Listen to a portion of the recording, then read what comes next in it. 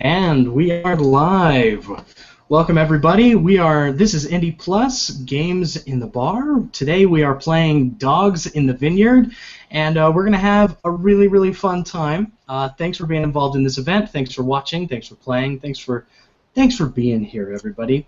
Real quick, we just wanted to talk about our community standards here at Indie Plus. I will be GMing, and we take our social responsibility really seriously. And we want everyone here to do the same. So real quick, before we get started, there is a content warning on Dogs in the Vineyard. This event may include discussions of, or descriptions of, or discussions about and descriptions of violence, sexual violence, gender and or race issues, and explicit or abusive language. However, we're going to keep any sexual violence to children and violence to children kind of off the table. So that's, you don't have to worry about that. But thanks for being here, everybody. Thank you so much. We just wanted to let everyone know that's our community guidelines. If you want to look at the community standards some more, I can put them here in a link, and you can brush up on those if you would like. Just Google Indie Plus community standards. Oh, that'd be even better. Indie Plus community standards. So, with that said, we are playing Dogs in the Vineyard, which is a role-playing game by Vincent Baker, and the best way that I can describe it is you are playing in a Western. You know, this kind of Western where everyone, where the characters roll into town and something's not right, something's wrong, and so the newcomers come into town and they want to try to do the right thing, they want to save the town, but because it's old Wild West, people are much more willing to shoot, basically.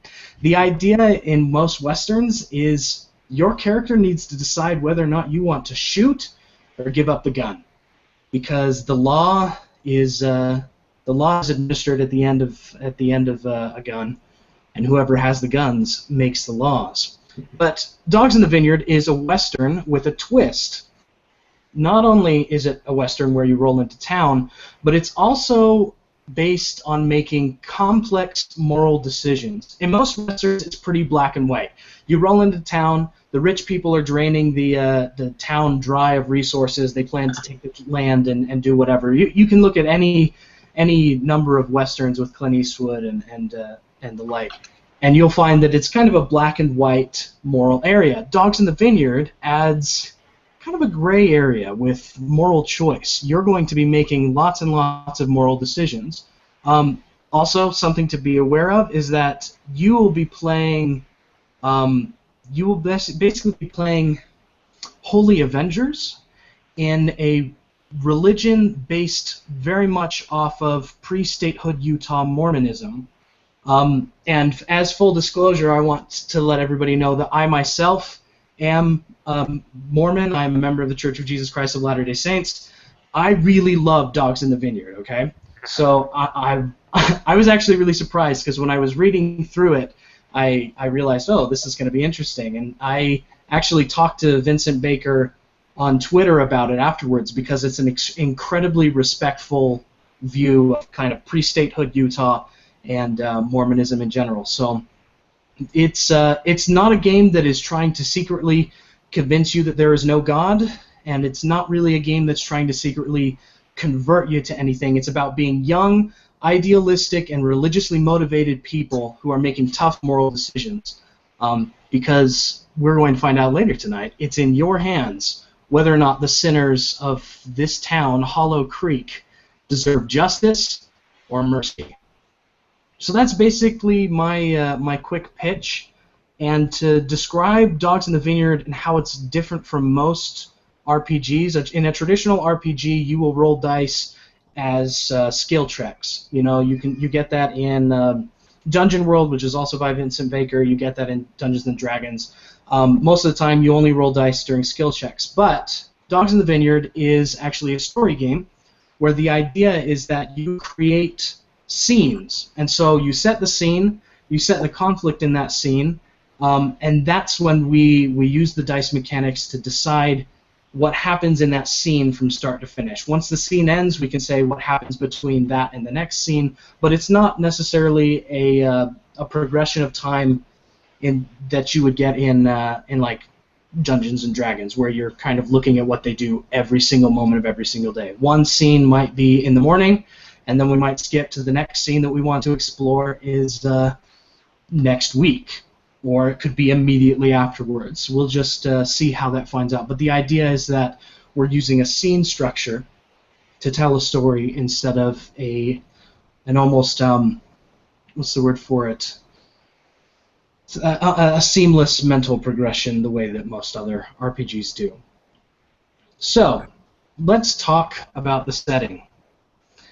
This is set in a Wild West that never was, based on pre-statehood Utah and Mormonism.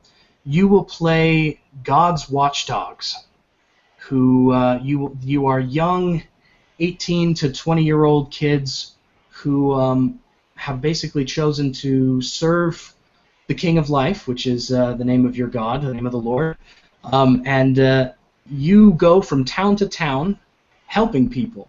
You go from town to town helping the congregations of the faithful, because out on the frontier, pretty much in the land that we call home in Dogs in the Vineyard, all of the different towns are based off of this religion. They're just different congregations that live here. Your job as one of God's watchdogs is to go into town, perform marriages, deliver the mail, shake hands, kiss babies, all that really nice stuff. But your other objective is to find out what's wrong. You should discover the truth of what's going on in the town, lay its sins bare, and pass judgment on them. And the whole point of this game is: are you going to give the sinner justice or mercy? Because your job is not to take care of the individual; it's to take care of the congregation. And every once in a while, maybe the best thing for the congregation is pulling a sinner out into the street and shooting him. Perhaps that could be the thing that saves the congregation in the long run. You are going to have to make that decision. You've got the moral choices. Real quick, if you look at the event, who had a chance to read any of those resources that I posted in the event? Yeah, I've looked through them. I've looked a little bit. I got through like one page of it. Okay. The most important thing is probably going to be the character sheet. We'll want to print that off just to make that a little bit easier. But real quick, I'll give you the cliff notes on the religion you're a part of and the setting going on. I've got it all set up right here. I thought I had it all set up right here. Okay.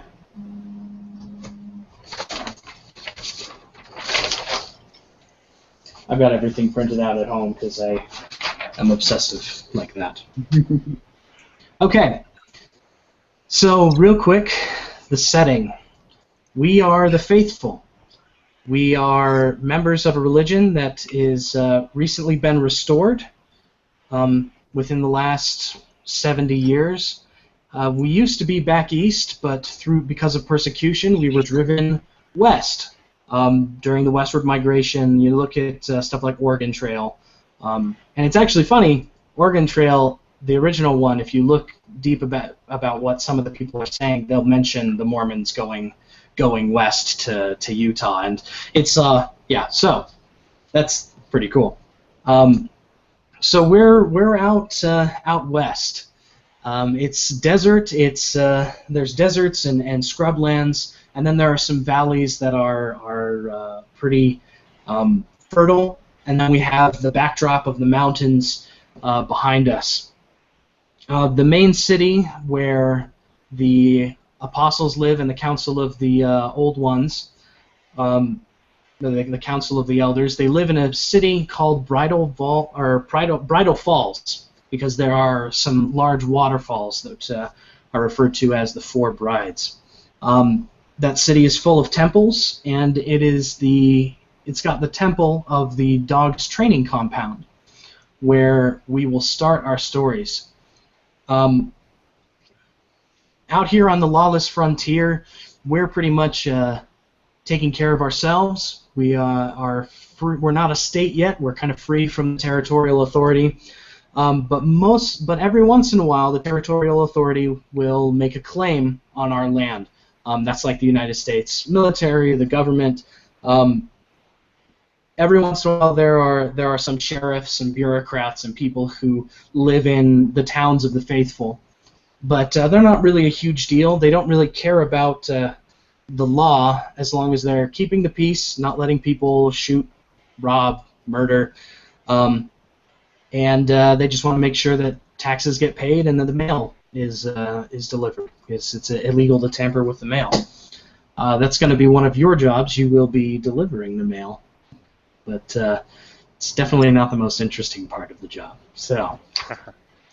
So the territorial authority, they represent the law, but you represent a higher law. You represent the law of the faith, which is called the faith of all things in the King of Life reborn. The King of Life is God. We sometimes referred to as the King, the Lord, etc. One thing that all of your characters know for certainty is that the faith is the only true religion in the world. As revealed by a book of Scripture, the Book of Life, which you could compare to the Bible, and if you were to go deeper into the Mormonism analogy, the Book of Mormon as well.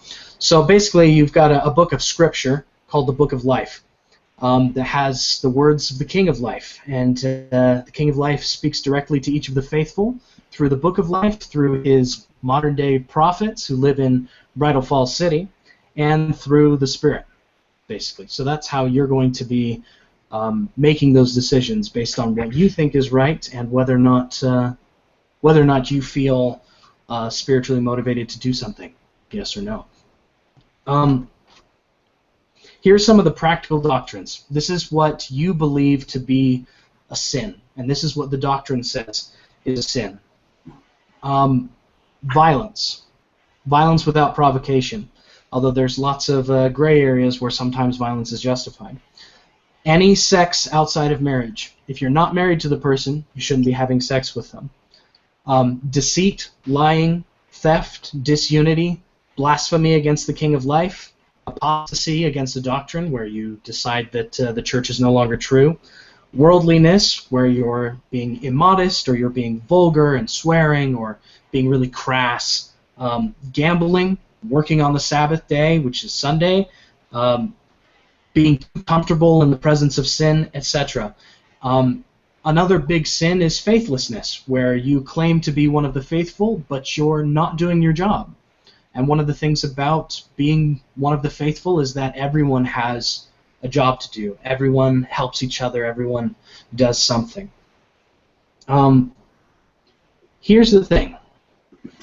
Your job is so important to go to each town, look for sin, lay it bare, and pass judgment on it, because sin opens up a community to demonic attacks. When someone has got pride or is committing some kind of injustice, when they are going against the doctrine of the faith, they are essentially letting the adversary, letting the devil, letting demons into the community to stir up more hatred, more sin, and the demons are what you are really fighting against, because the demons help inspire and continue sin in those communities. So you're not necessarily fighting to keep people in line. You're fighting for the very souls of every single community that you visit. Because if you can get rid of the sins of that community, if you can keep them faithful, then you can keep them safe. And sometimes you have to get rid of somebody to keep everybody else safe. In regards to everybody else's religion, there are very few non-faithful that live in the lands of the faithful. Some of them profess to worship the King of Life, but you and I know that we are the only true religion, and they're not worshiping him correctly. They're dogmatists. They follow They follow the words of Scripture too strictly without the spirit of it, without inspiration. There are spiritualists who are they worship nature, they worship ancestors, other types of spirits, thinking that that's God, which we know is wrong, and atheists who don't believe in a God, which you and I know as members of the faith is wrong. Okay, real quick. In each of these towns, there will be a steward. That steward has a responsibility over the individuals of his congregation. Think of him like a pastor of some sort. Basically, yeah. The steward of their town, of the towns that goes into there, is the people who's working with all of the individuals, trying to get them to stay on the path of the King of Life and trying to do good and to root sin out of their souls.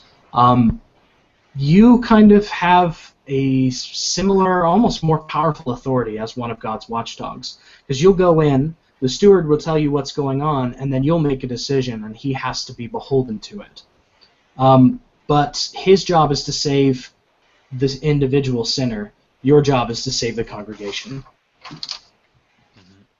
This is what the faithful are like, and this is what, when you're thinking about your characters, this is what you should be thinking about with your parents or your siblings, the way that you grew up. The faithful are hardworking people. They're polite. They're conventional, kind of conservative, and they're family-oriented. They care a lot about family. There are traditional gender roles. Women are expected to keep the house, raise children, be patient, polite, wear simple clothing, mainly dresses. A woman who's at work doesn't necessarily need to worry about modesty. Like, you'd roll up your sleeves if you're out in the field or cooking in the kitchen, but you would never, in polite company, you would never show off your neck, your chest, your ankles, anything like that. That would be immodest. Men are expected to provide for, defend, and instruct their families. A husband holds stewardship over his family. He's responsible for his family. And most men are farmers or have some sort of trade. They wear plain dark suits, white shirts. Very, very simple. The faithful do not drink coffee, black tea, do not drink wine or any form of alcohol, and you're not supposed to drink tobacco, or drink tobacco. You're not supposed to smoke tobacco. If you're drinking tobacco, there'd definitely be something wrong with you. Yeah. No, but you're not supposed to smoke cigarettes, tobacco, any kind of thing like that. Some people, culturally have a hard time giving up the tobacco, but most of the faithful are very diligent about not drinking coffee, tea, alcohol, etc. Now, here's where it gets a little bit more complicated. You guys, your religion, the faithful, moved out west about 70 years ago, enough for your families to have a couple of generations out here in the land of the faithful. When you got here, no one was here, because the people who usually lived here are nomads. And after a few years, they came back. These are the mountain people that kind of represent the Native Americans out west. And the mountain people are nomadic. They lived in this land before you guys got here. They just didn't happen to be in the immediate area because they move around. They worship spirits. They worship their ancestors.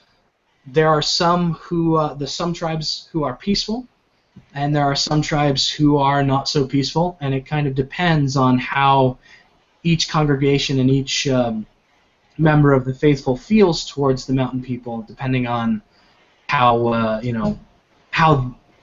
the mountain people around them when they grew up acted towards them. Some were pretty hostile. Some openly traded, some welcomed them. In the faithful religion, you believe that the mountain people are the descendants of a long-lost faithful civilization, that thousands of years ago, the mountain people, when they lived in this land, were actually faithful. They had the word of the King of Life. But through the years, they have come to be what we see them now. They're tribal, they're spiritualistic, but in some places of the faith, people think, oh, because of that ancestry, they're basically good people, and you can convert them, you can talk to them, they're basically good, they have the seeds of good in them.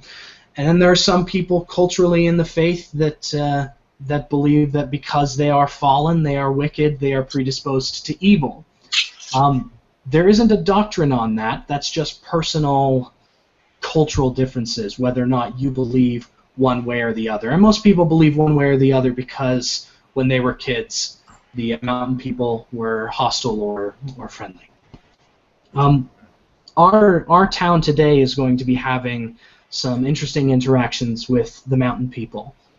So that's going to be something to think about when you're creating your characters. What was your experience with the mountain people like? Are you friends with any mountain people? Are you enemies with any mountain people? What was it like growing up? How do you feel about them? And then let's get straight down to what you are.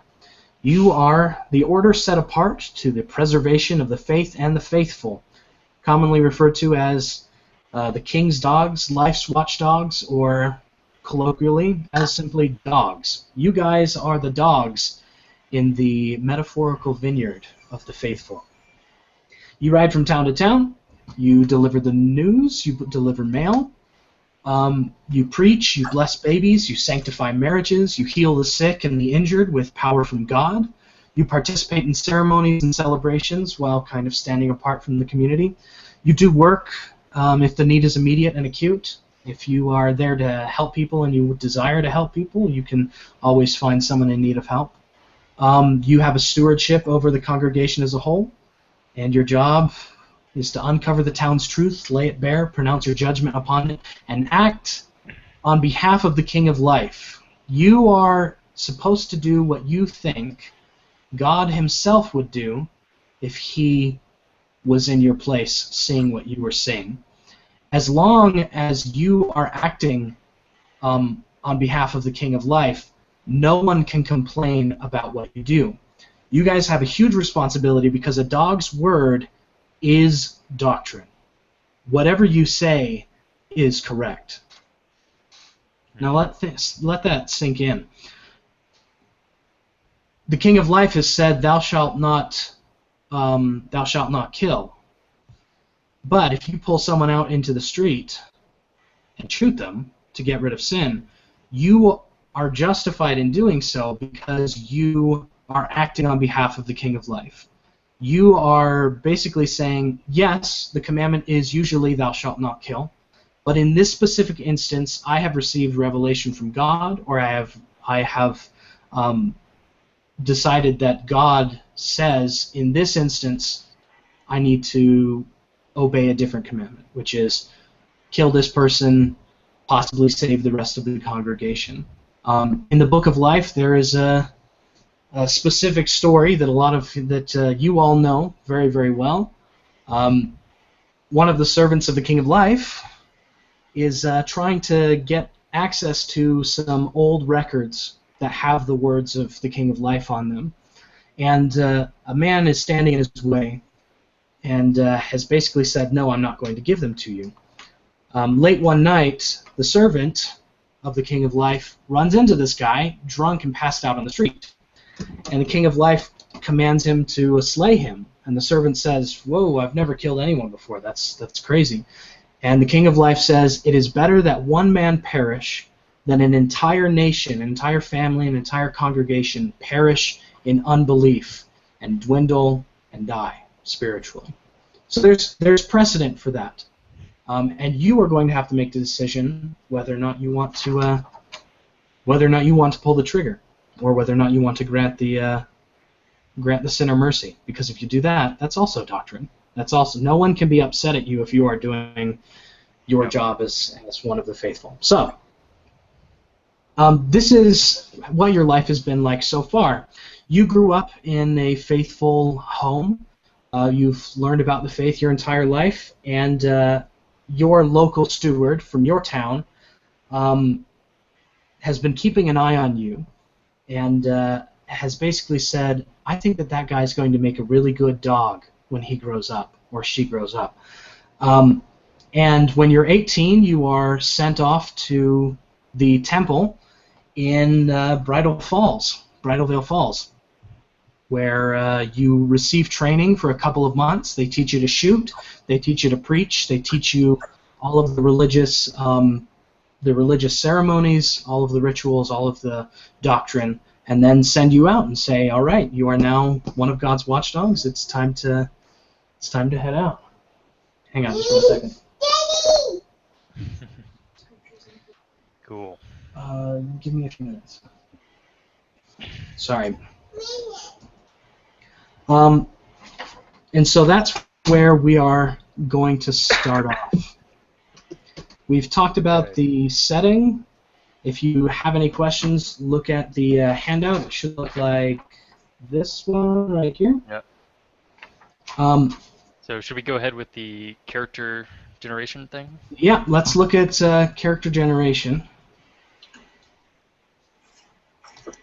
The first step is picking a background.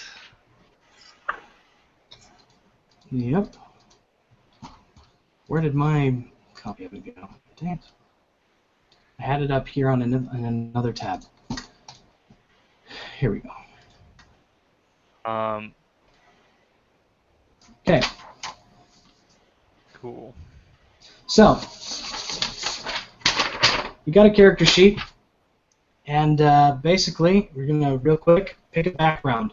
You've got 5 choices, and those choices determine the dice that you will be using in your dice pool to actually play. So if you're well-rounded, it's pretty straightforward. You're balanced, you're effective. This is a good choice for people born in the faith. If you have a strong history, that means you've got a specialized training, lots of experience. If you have a complicated history, maybe you came from a lower-income family or an abusive family, maybe there were problems growing up, and you've gone through some trials. You could come from a strong community, good family, and you could come from a complicated community. You could be socially vulnerable, kind of broken, in crisis, etc. Basically, just choose one that fits your overall idea of a character, and these give you various different kinds of dice split among your stats, traits, exactly. and relationships. Right. So yeah, when it looks at stats, it says 17d6 for well-rounded. You're going to split those up between the 4 stats in the game: acuity, body, heart, and will. Acuity is your perception. Body is how physically strong you are, able to do things. Heart is kind of your soul, to communicate with people, show your love for people, etc. And will is just being able to tough it out through sheer grit and force of willpower alone. So you'll divide up your number of dice. If you've got 16d6, you'll then put some in acuity, some in body, some in heart, and some in will. Okay.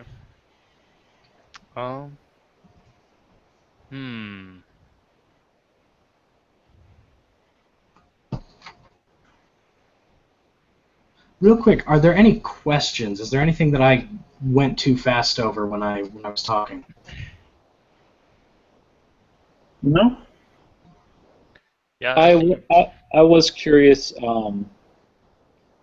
Is there, aside from being devoutly religious and knowing that there's a God that watches over us, is there anything supernatural to the mechanical part of the game? You can fight with demons and devils themselves. They don't have bodies, but they can possess people, and people who have opened themselves up to the demons through sinning will actually bring in that kind of supernatural element. When they talk about, in the actual book for Dogs in the Vineyard, they say determine how supernatural you want to get, because you could turn this into a Chinese ghost story kind of kung fu western, where you're able to stop bullets with just the force of your spiritual power, or swing your coat around and bullets will ricochet off of it just because you are so holy. Or you could have it very straight up, very normal, The demons are all kind of symbolic, and they don't have any active physical presence. I figured that I've got somewhere in between. There is definitely demonic presence, and there are demons influencing people's actions in the town that we're going to go to today, but supernatural occurrence isn't commonplace. And that's also the interesting thing. That's supernatural occurrence from God or demons is not commonplace. And my job as the GM is not to tell you whether or not you made a right or wrong choice. I am not playing God. You get to decide what is good for you and what is good, what your character thinks, how they interpret the doctrine, and what they think the will of God is. In other video games, or in other games, like if you're playing a cleric, if you do something wrong, your God will punish you. In Dogs in the Vineyard, not so much, because you literally can't do anything wrong if you're simply trying your best to do the right thing. So supernatural things might be slightly more common for us, just because we tend to be called to those places where that need our help most, right? Yes. Yes, no, that's actually a better way of putting it. Most people don't see demonic attacks, but the dogs do, because that's what they do. All right. Well, so, yeah. Once you've got your stat dice in your divided up into those four traits, or four stats, then we'll look at your traits. And traits are basically... Oh, yeah. They're basically things about you that describe you. So I actually have to go put my daughter to bed. It'll take about 5 minutes. Okay, Think about the characters you want to make. Maybe a name, you've looked at your background, you've looked at what's going on. Take a second and think, what's my character good at? What are they really bad at? What are some memories that they've had? What are some experiences they've had? And then we'll go through traits when I get back. Cool. All right, thanks, Shai. I'll tell you what I'm thinking of.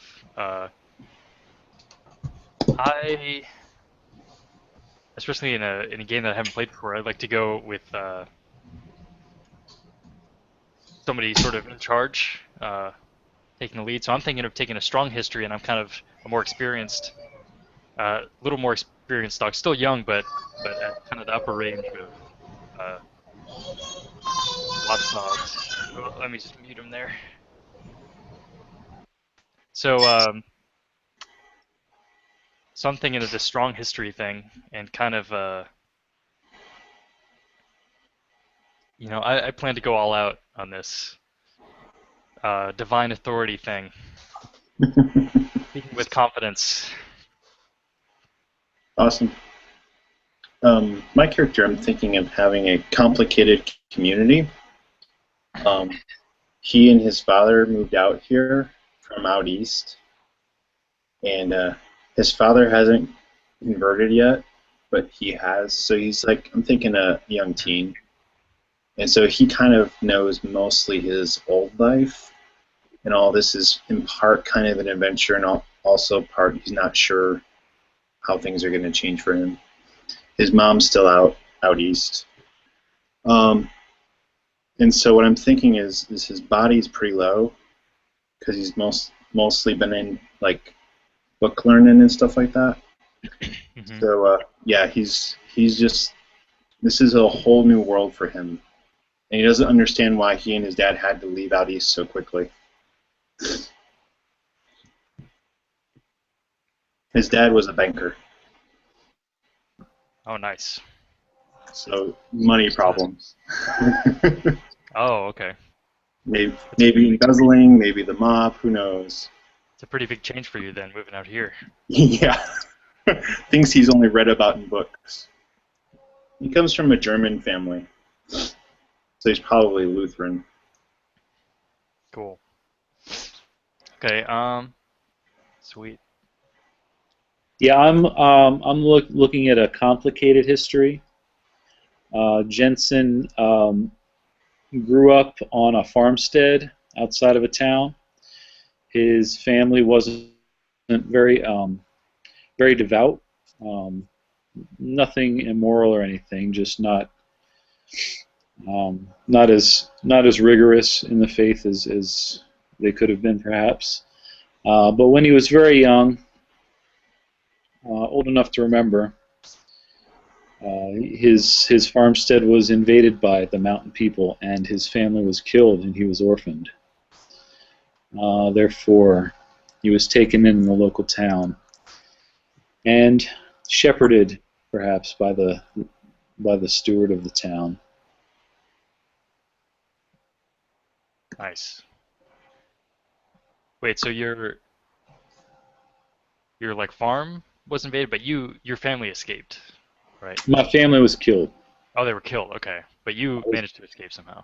Right, I was orphaned. I hid up in the barn or something. I don't know. Right. Cool. So I missed the bit about where you put the dice pools. When it's where it says dice on the character sheet, is that the whole pool that you put there? Each one, look at your history, your background.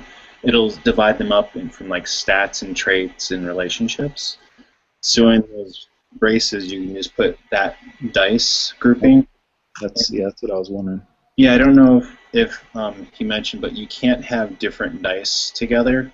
So you could have 1d6, 2d6, but for a trait, for example, you have to keep them in the same family of dice. So d6 with d6 and so on. And your stats are always going to be d6. Right. So after you have your background, first you do stats. And you're just going to divide however many d6s you have. You're just going to split that up between your 4 stats. Minimum 2, right? And then the next thing is you do traits, and traits can be all different dice sizes, but each individual trait can only be one kind of dice, right? It's just so you might have one trait that's d6s and one trait that's d4s, and whatever else. Yeah, basically, when you want to figure out what dice to give your traits, the higher the dice, the more valuable it's going to be in a fight. And the lower the dice, the more difficult it's going to make your life. But making your life difficult isn't always a bad thing. So, is there a list of traits somewhere that I'm not seeing? No, because of the way the Dogs in the Vineyard is set up, you kind of come up with your own traits. Okay. So I made up a character beforehand named Benjamin Stackwell. He comes from a well-rounded, normal family, grew up in the church, and is doing great. One of the things about him is that while he was just a normal young lad when he was young, his steward saw that he had a spark of greatness in him, and so that gets to be my trait. I would write down, I have a spark of greatness. And I'd assign a die to it. I assigned a 1d4. So basically, whenever I bring into a conflict my internal spark of greatness, whether or not that's me thinking I have a spark of greatness or doing something that shows I have this spark of greatness, I can add that d4 to my pool. And we're going to go into those dice mechanics shortly after we come up with it. But basically, you get to make up your own traits, and they are statements about you or descriptors of you that help define who you are, that you can bring into conflicts to help tell the story. Real quick question about the stats. Acuity, I get it's like sort of perception and sharpness. Body is your physical sturdiness and strength. What's heart again? Heart is how well you relate to people. So it's basically your charisma. Gotcha. And then will is just your sort of your mental fortitude kind of deal. Exactly. All right. Perfect. So let me read you some real quick, just some traits that I made up just for examples. Mm-hmm. So everybody gets this one for free. I'm a dog.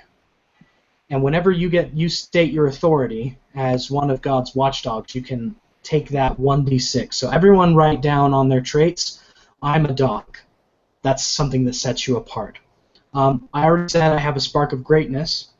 Another one of the traits for this character that I made up beforehand as an example is I'm a good shot. And whenever I bring into the fact that I'm a good shot, whether or not I'm boasting about it or I'm actually taking a shot, I can bring in those dice. So another trait, I'm a good shot. Rough around the edges. Rough around the edges can be a trait, and that can come into whether or not you're just talking to people, or it can come into the way you act in a variety of circumstances. I have a wicked, unnerving smile. Which, I mean, that's true, and in the game, I have a wicked, unnerving smile. Yeah. But that could be seen as a trait as well. So let's say you're in a gunfight and you want to add those extra dice. You could, as part of your move, flash your wicked, unnerving smile, and that gives you power because you're kind of playing into your character. Another trait, I play the guitar.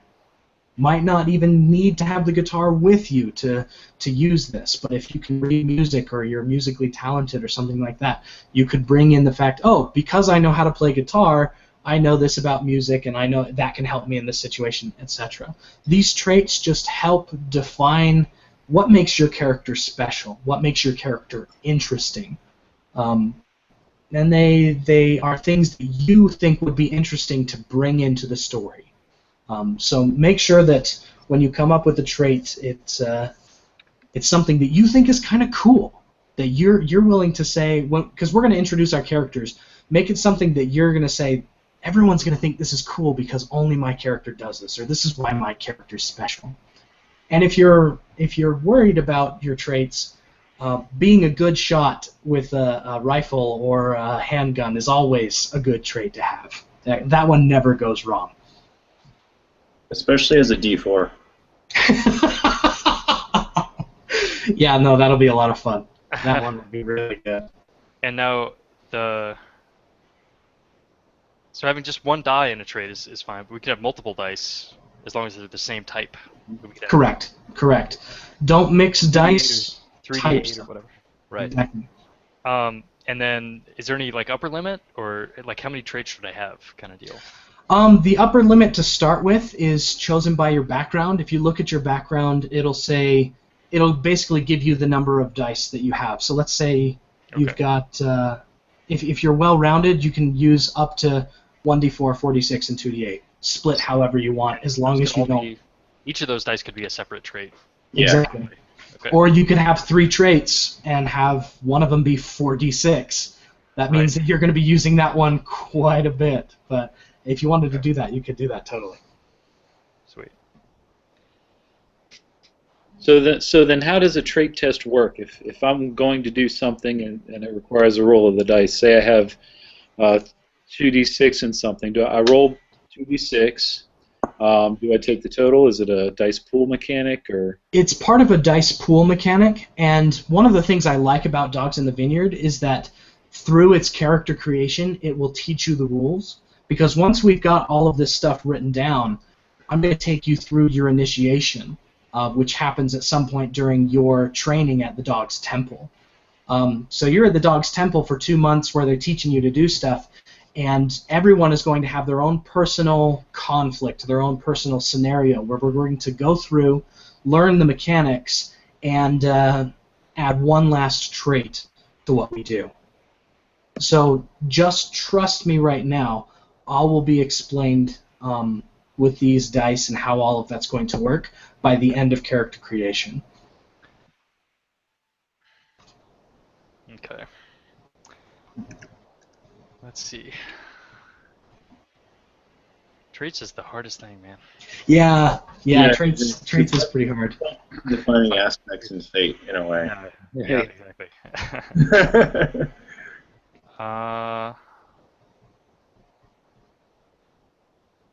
Okay. Fortunately, I have a bunch of kind of have a list of things that I've thought up, over time. Mm-hmm. Or aspects and things. Let's see. Oh, okay. Yeah, if you're ever struggling for traits, just tell me what your character's like, and I might be able to give you some examples or ask some questions that can tease some traits out of you. So it's like I'm a good shot. That's always a good trait. But if you think about it, why are you a good shot? Yeah. Oh, I'm a good shot because my older brother, taught me how to shoot. We would go hunting, and then oh wait, hang on, I'm a hunter as well. So let's say I've got a wilderness trait, or I've got a hunting trait, one with the animals. Maybe I went on a hunting trip one time, and a deer walked right up to me, and that was one of the moments where I realized that God's grace is good, and I wanted to be a dog, taking care of them. There's a beautiful moment with a doe, and so, not necessarily psychic communication with animals, but you have a way with animals. That could be a trait, and that all stems from coming up with different random ideas of what you're good at. So. I don't know how to say this exactly, but kind of.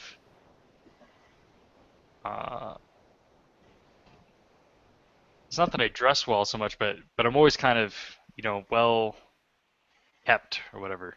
Uh-huh. Combed hair and Are you like neat like a soldier might be? Yeah. So you could almost say like organized, Yeah, or organized. Disciplined. I like organized. Gonna do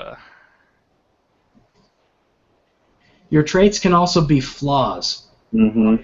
You want to have grown up on the farm, and you kind of have a potty mouth. You could do that, if you want. That could be something that everyone's like, you shouldn't talk like that, and you're like, screw you. Well, whatever you want to say. But, it could be a flaw. It could be a memory. Basically, you could write it as one word or an entire sentence. I have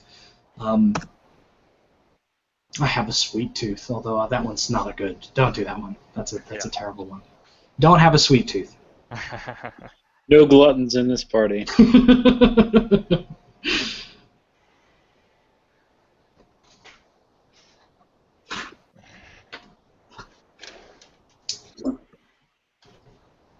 Alright. Okay, pretty much all but one of my traits are going to get me in trouble, so... Oh, I'm excited. Yeah. Let me hear some of them. Alright, so one of his traits is I count for something, 2d6, which kind of lends back to his father's family being in the banking business. He's book learned, 2d8, that's his strong point. He's on the run, 1d6. In find trouble, 1d6. He's a dog, 1d6. Trick shot, 1d6. And from out east, 1d6. Oh, you're from out east. Yep, Mom's still there. We left quickly for some reason. Okay. And Is your mom a member of the faithful as well, or did your dad convert while your mom didn't? Hasn't converted yet, and I have, and we've changed our names since we've been out here too. Okay. Yeah, that's always rough when you've got a family member who disagrees with your religious choices. How does that make you feel when you look at people who have together families that are kind of, they've got it together? The mom and the dad are both happy together. They've got happy kids, and there's no fights or anything like. Not no fights, but how does that make you feel when you look at other families like that? Oh, he's torn because he doesn't understand.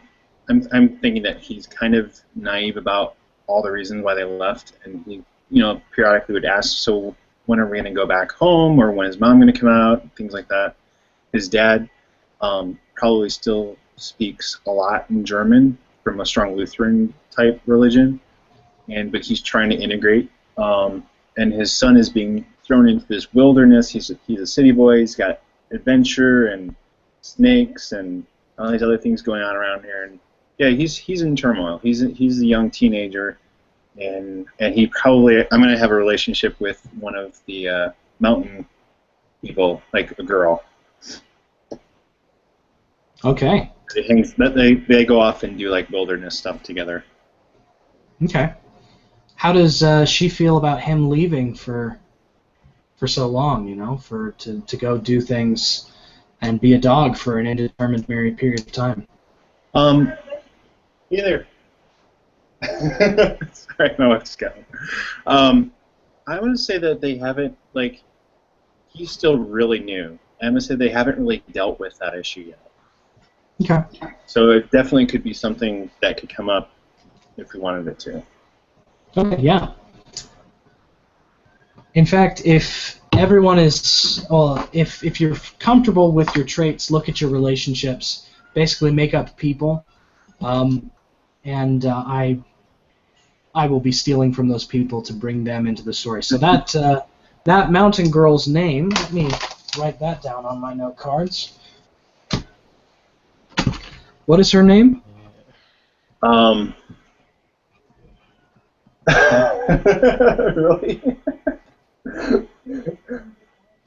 Blossom is what he knows her as. Awesome?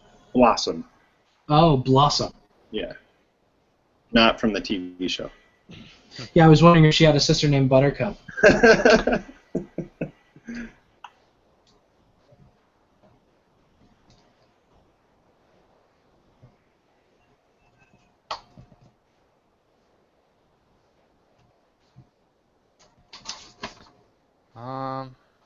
And I need one more trait, and I don't know. Steal it from somebody. Oh, I know. I just got it. No one has first aid, right?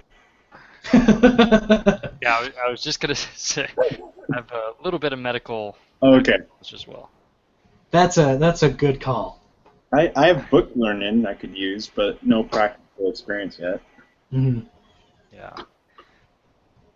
So now is that is I'm a dog, that counts as one of our dice? It uses up. No, it's a 3 die, so you don't have to. All right. It's So a I've got free 1d6. 2d6 for medical knowledge then, and I got some fancy footwork, so I can both dance and I can move around when necessary. Kind of organized, mostly appearance-wise, but everything in its place, I'm sure.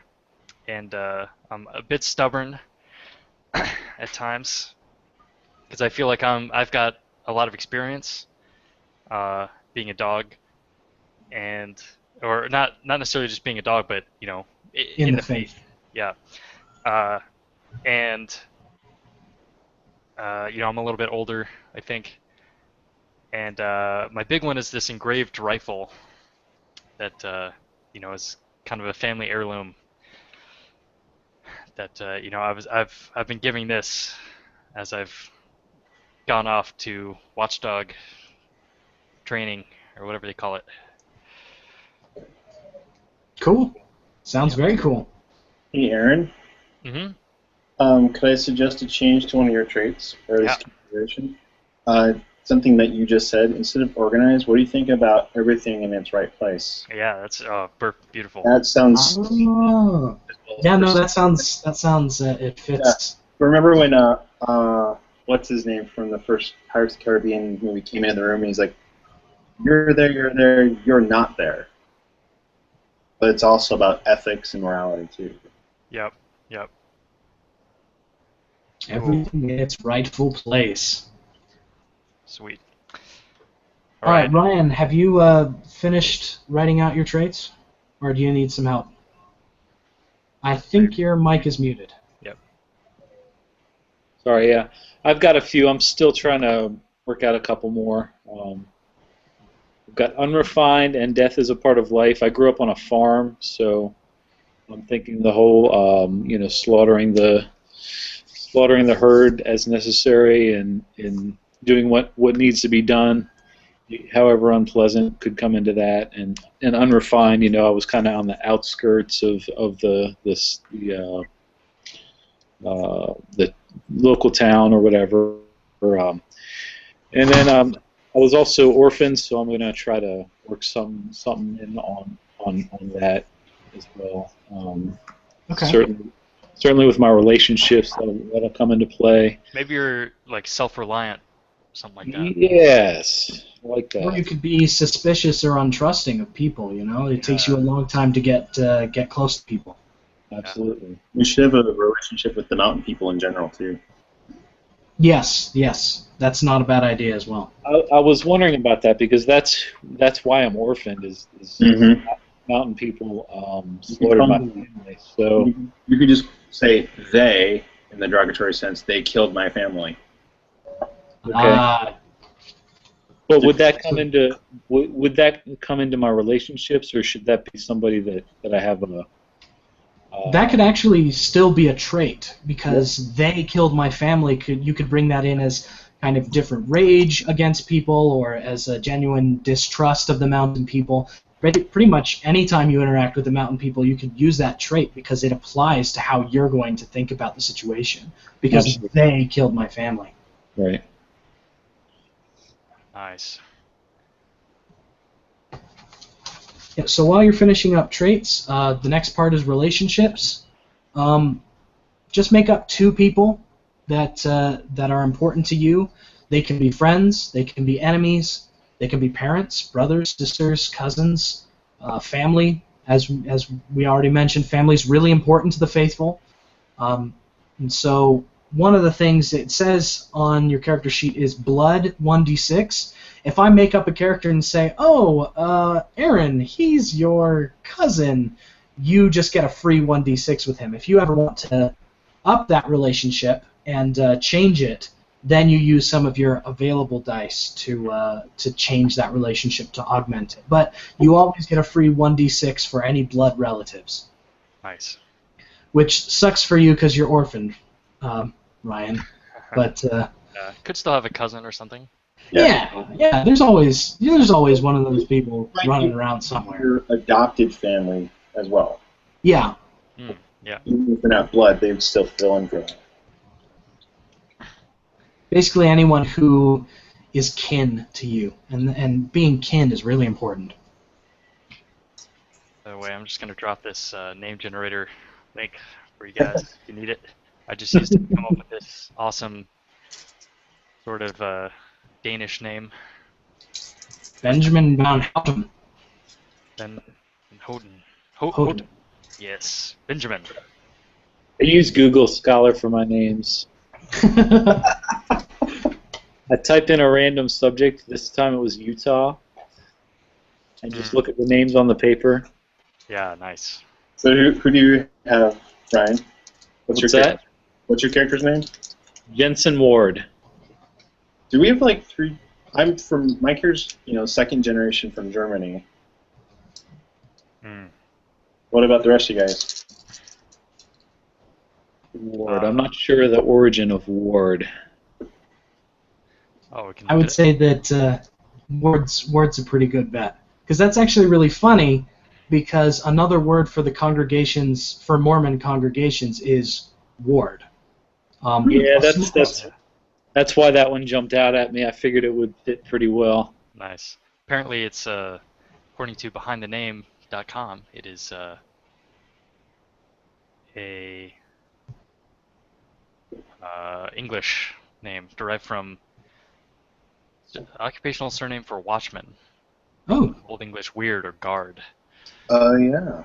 So thematically appropriate as well. Yeah, definitely. Excellent. By the way, I probably should have asked at the beginning of this, is anyone else in this room Mormon or LDS at all? No. Okay. I've actually been to Mormon church and service a little bit, so I've had a little bit of contact. Like I have a couple of friends who are Mormon and stuff, but not myself. So. Okay. Cool. Yeah.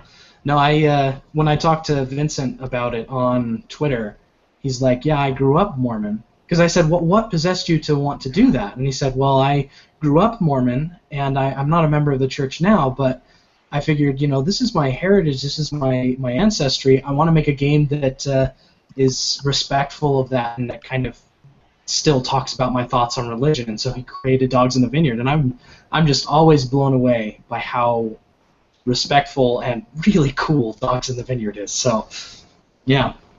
Nice. I've been trying to, because I live in Utah right now, and so I have been trying to get another gaming group of just Mormons together to play Dogs in the Vineyard and see what everyone else thinks of it, whether or not that changes the dynamic or not. So. Yeah. Anyway. Interesting. All right, relationships. Okay.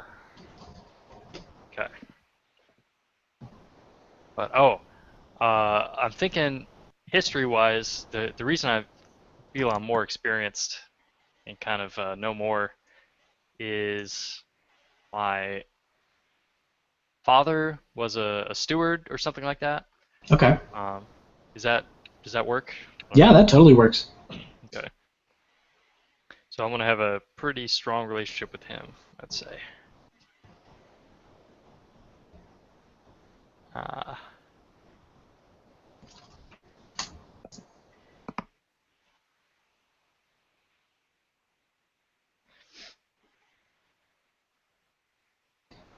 Just for an example, if anyone's looking for ideas for relationships, I have a rival for this fake character named Alistair.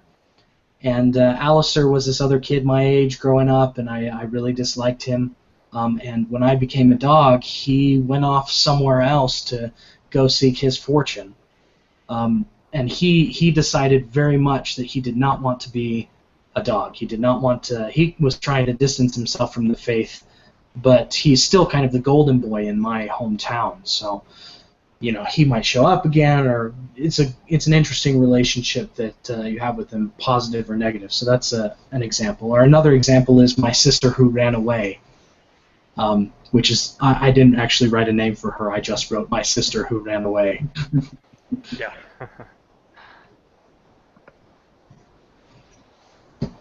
Okay. But yeah, basically, write relationships with people that are important to you, interesting to you, and that you would like to see pop up in town. Mm. And the interesting thing about relationships is as you meet people in town, you can just say, hey, I like that guy, or I think that guy's interesting. I'm just going to write a relationship down with him right then. And the dice that you don't use in your initial 2 relationships go in your available dice pool, and you can assign those dice anytime you want. Oh, so we only have 2 Yeah, relationships? if you have more than 2 right now, I wouldn't worry about it. But don't use all of your relationship dice. Leave some of them free to create relationships with people as you meet them. I put it with 1d8 into the steward. Okay. So that would kind of give my and Aaron's character maybe a little bit of backstory at some point. Yeah. Maybe you came from the same town where Benjamin's father was the steward, and he watched over you. Oh, David, what did you say your name was? Your character's name? It's Curtis Jenkins is his alias. Is it not showing up in the lower third? No, I think because you don't have a webcam showing, it's not showing up on the lower third. All right, I'll do that. I look like hell because I'm getting through a cold, but there you go. We won't judge you, I promise. That's cool. Yep, there you go. So we have Curtis. Okay. Right, German. Curtis Jenkins. Yeah, I was actually just going to ask that if we were all supposed to be from the same town, because you said our relationships are people that are probably going to show up at some point. Yeah.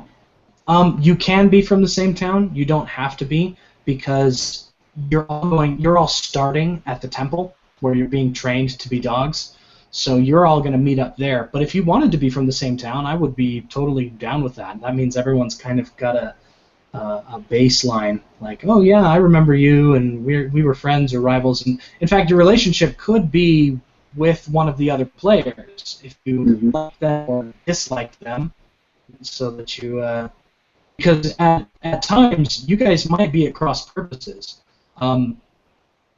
Because let's see, Ryan, you dislike the mountain people because they killed your family, but Curtis, you've got almost a mountain girl or mountain person girlfriend, or someone that you care about or is friends with, you know. Yeah, that's why I took her, because of the murder in Ryan's character.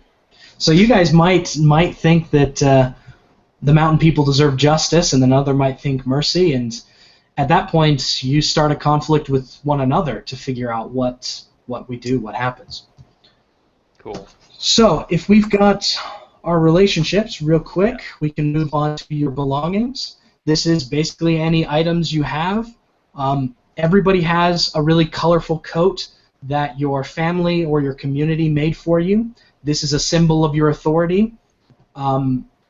If you don't have a family, your coat is probably not nearly as nice because you didn't have anyone to make it for you. This coat is kind of a way to express your outward devotion.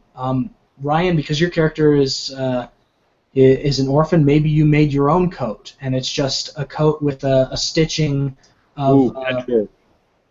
Say what? Patchwork. Yeah, yours can be very patchwork, very, very simple. And someone else's could be, because, hang on. I gotta try. Ryan, you're Jensen Ward. Yeah. Aaron, you're Benjamin, and David, you're Curtis. So Benjamin, you come from an affluent background. Yours is probably going to be really nice and well made and colorful and lots of patterns. And yes. So everyone gets their own coat, and you can assign as many dice to it as you want. If you look down on the reference of your character sheet, it'll say things dice in the second column at the bottom. If you've got a normal coat, it gets 1d6. If it's big, if there's something big about it, you change it to a d8. If it's really high quality, 2d6. If it's big and high quality, you get 2d8. And let's say that maybe you've got a coat that's crap. Your coat would then have a 1d4. And that is the same for everything. Knives, everyone gets a jar of consecrated earth as well, and everyone gets a gun. The only thing with guns is no matter how high or low quality your gun is, you always get an additional d4 for that item. So let's say you've got a crappy old gun that you found out in the woods, and it doesn't work very well. That would be 1d4 because it's crap, and another 1d4 because it's a gun. And that's basically, whenever you pull out guns, that d4 is only going to give you, the highest number it'll give you to your pool is a 4, which means it's always going to complicate your life a little bit. So guns complicate.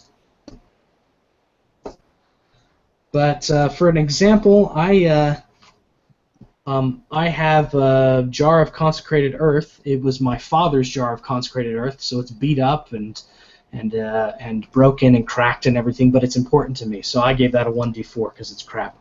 I have my own copy of the Book of Life, which is just normal, so I gave it a 1d6. And then I've got these glasses, and my glasses are big. Like, they're big glasses. And so I gave those 1d8 for just being big.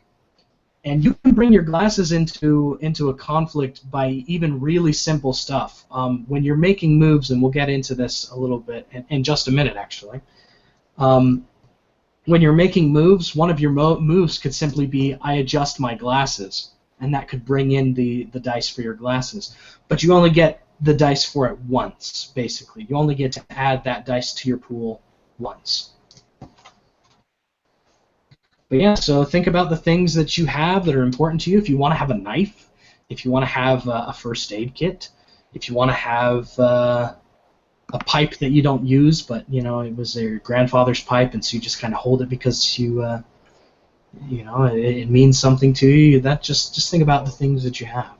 Quick question: one of my traits is this rifle. Is that okay as a trait, or should it instead be a belonging, and I should have some other trait? It's okay as a trait. Is the trait just the rifle itself, or that you're a good shot with a rifle? It's just the rifle itself, but I could change that, maybe. Yeah, I would change it to be I'm experienced with a rifle, so that whenever you're using it, that trait defines you, and then whenever, let's say you've got the actual rifle that you can add in later. So you've got the item, and then you've got the trait, meaning that you can use it well. Okay.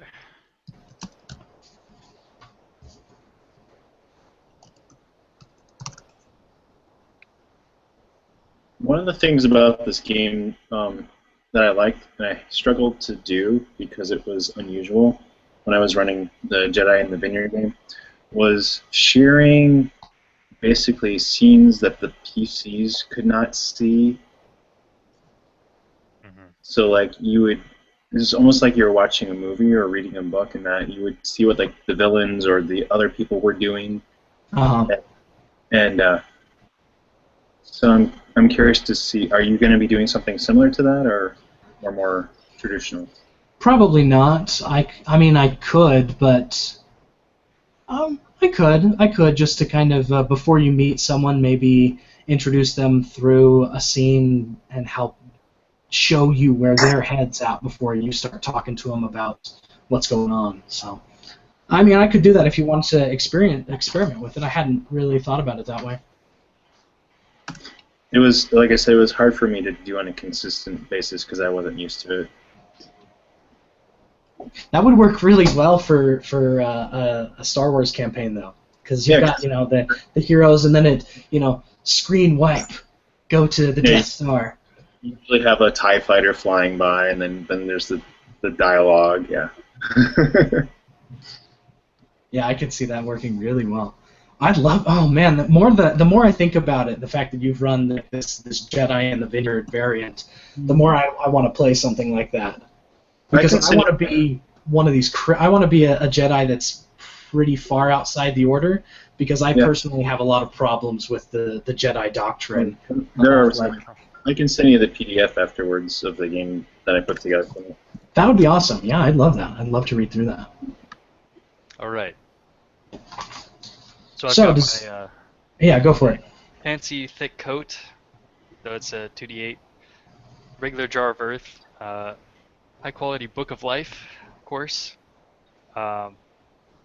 First aid kit. My engraved rifle, and then I've got an old horse named Albring. Also fairly new. Unfortunately, the horses don't hold up as well from generation to generation. I've got an ancestral horse. Yeah. So poor girl is kind of worn out. Are you gonna have her stuffed and like put on display in town as a heroic mount? Well, my father probably would if it wasn't, a little bit idolatrous. That's a good point. That's awesome. My belongings are, I have a high quality coat that's basically a mix of a family quilt that we brought with us, a travel blanket that we picked up since we've been here, so it's like the merging of the two cultures, and then it also, on the inside, has some really nice insulation from the mountain people that I learned how to stitch in there. So it's a really great coat. It breathes well in the summer and keeps me nice and warm in the winter. Nice. And then I have a horse named Star, a young horse, who is basically a reminder. It's like I don't know animal terms, but basically the child of the horse that we brought with us. That's from. It reminds me of my mom, who taught me how to ride. And then I have just a standard pistol that I use for my trick shooting. I've never actually shot anyone. I've got a standard knife that I use for cutting rope and so forth. And I've got consecrated earth, normal. I haven't opened it yet. I want to open it and see what's inside. And I have a crappy book of life. I've replaced a good number of the portions of it, similar to like Thomas Jefferson. He edited his copy of the Bible. I've edited my book to basically get as close to as many passages from, like, say, poets like Blake and others who I admire.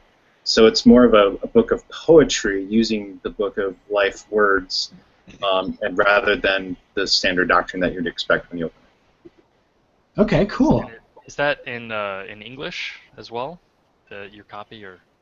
I don't know what version. I'm saying that I was given this book and I rearranged passages.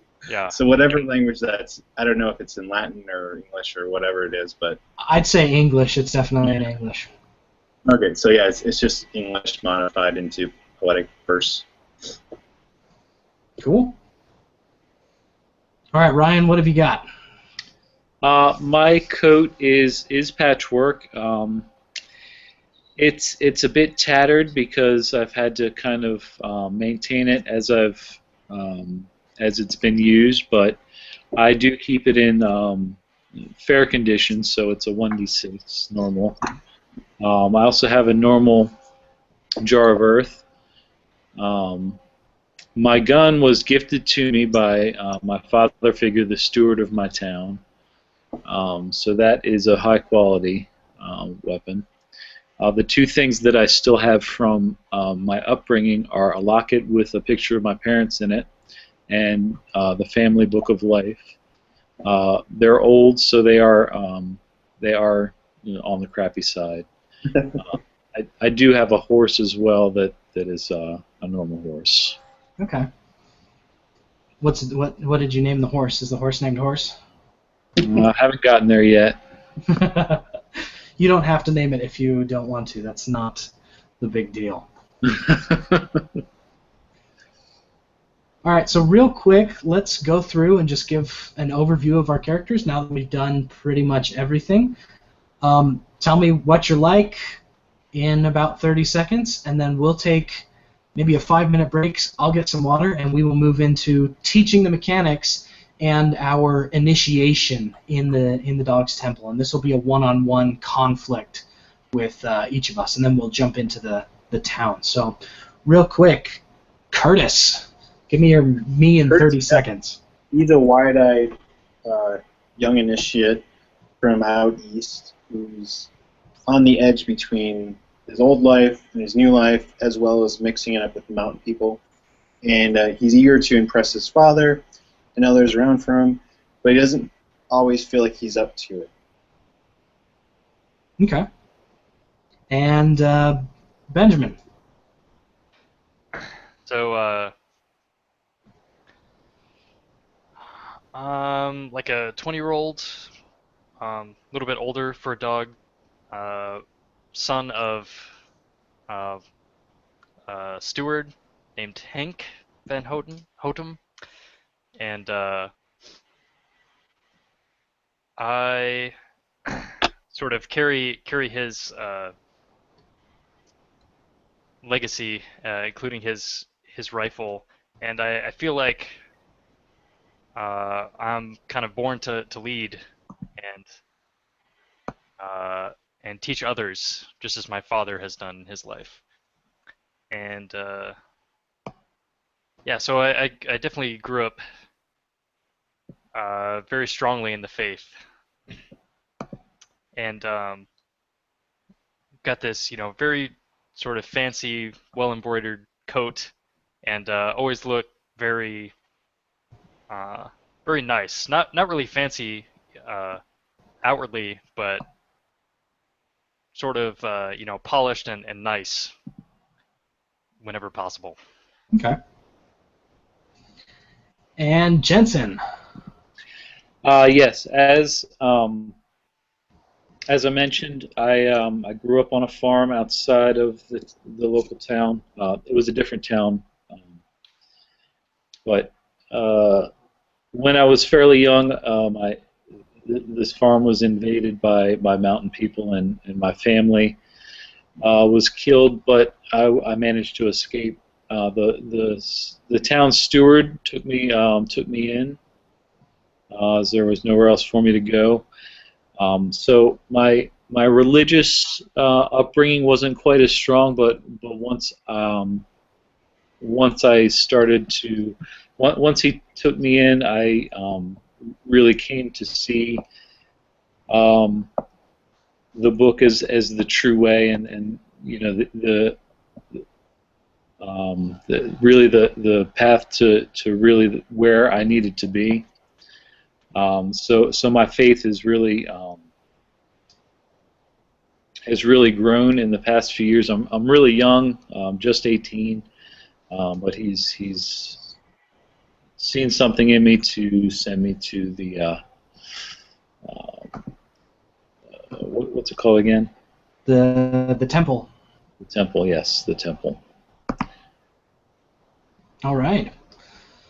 So we have Brother Curtis, Brother Benjamin, and Brother Jensen. All three of you brethren, you will be heading out to the Dog's Temple in Bridal Falls. And in Bridal Falls, you will go through your initiation. They will teach you to shoot, to ride, to preach. They will teach you the doctrine. They will teach you to recognize the words of the King of Life and recognize sin so that you may lay it bare and purge it from the hearts of the faithful. In about 5 minutes, we will have our first initiation, and I'm going to go get a drink. So let's take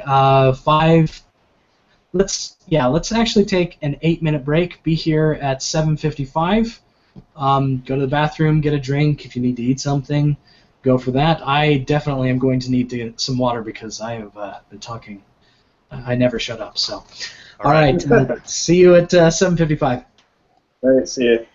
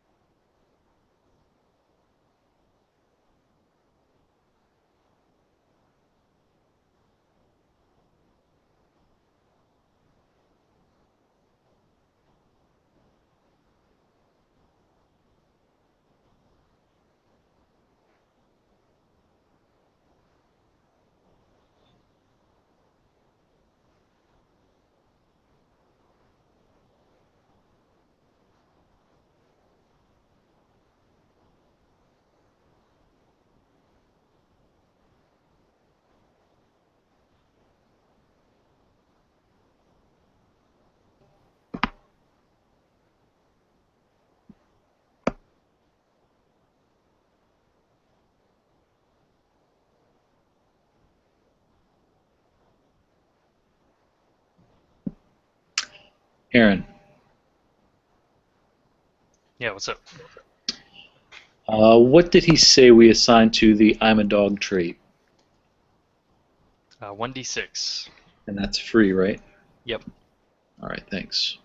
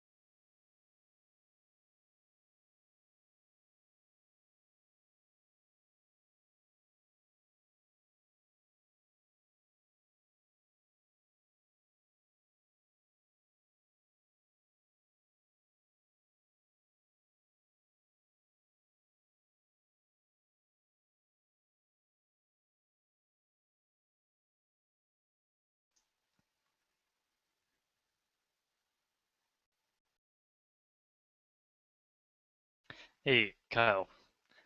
Uh, one thing to keep in mind is that the intro to this game is, it takes a lot of explaining, and I get that, but uh,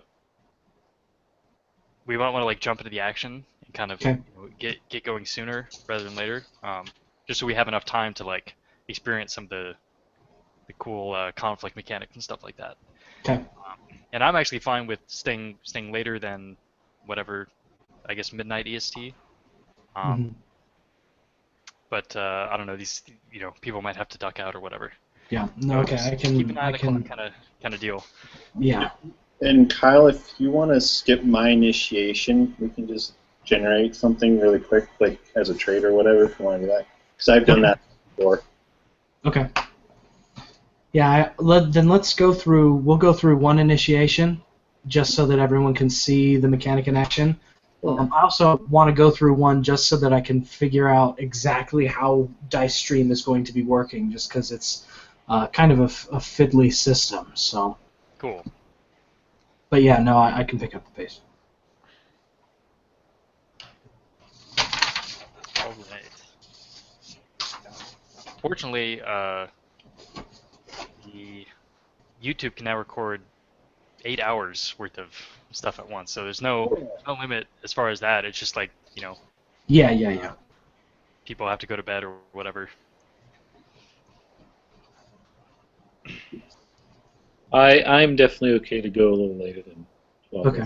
That's not a problem here. I mean, I was kind of thinking about it because, setup does seem to take a while, but I don't see how you could really do it any other way because, especially, I mean, unless somebody's familiar with the game, then you can kind of jump into it a little more, but Yeah.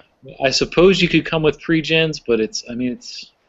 Yeah, pre-gens does take time, because that's how I ran it at a convention. But Mhm. you don't make the character as much yours, obviously. Right, exactly. Yeah, and actually, I'm perfectly fine with long setup. Dungeon World and all these Apocalypse World inspired games also have that issue where you're kind of creating everything right at the start, all together. So, but that's enjoyable in itself. So, I don't mind it so much. Okay.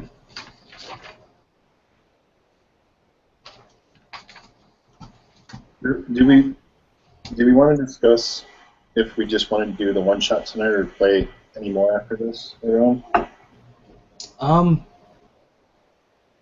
I think that I would be open to continuing, but usually what we do, or what has been done at Indie Plus, is always just a one shot. And so that's what I'm prepared for. If you guys wanted to do something more regularly, though, I would definitely be up for it. But we probably wouldn't. We could schedule that through. I could schedule it up, or we could set it up and do something like that. Cool. Okay. All right, then. Let me pull up something real quick.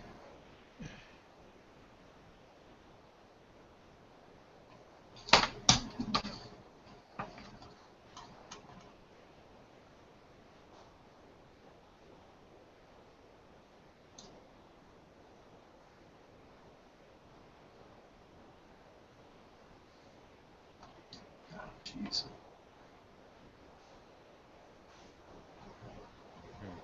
Okay.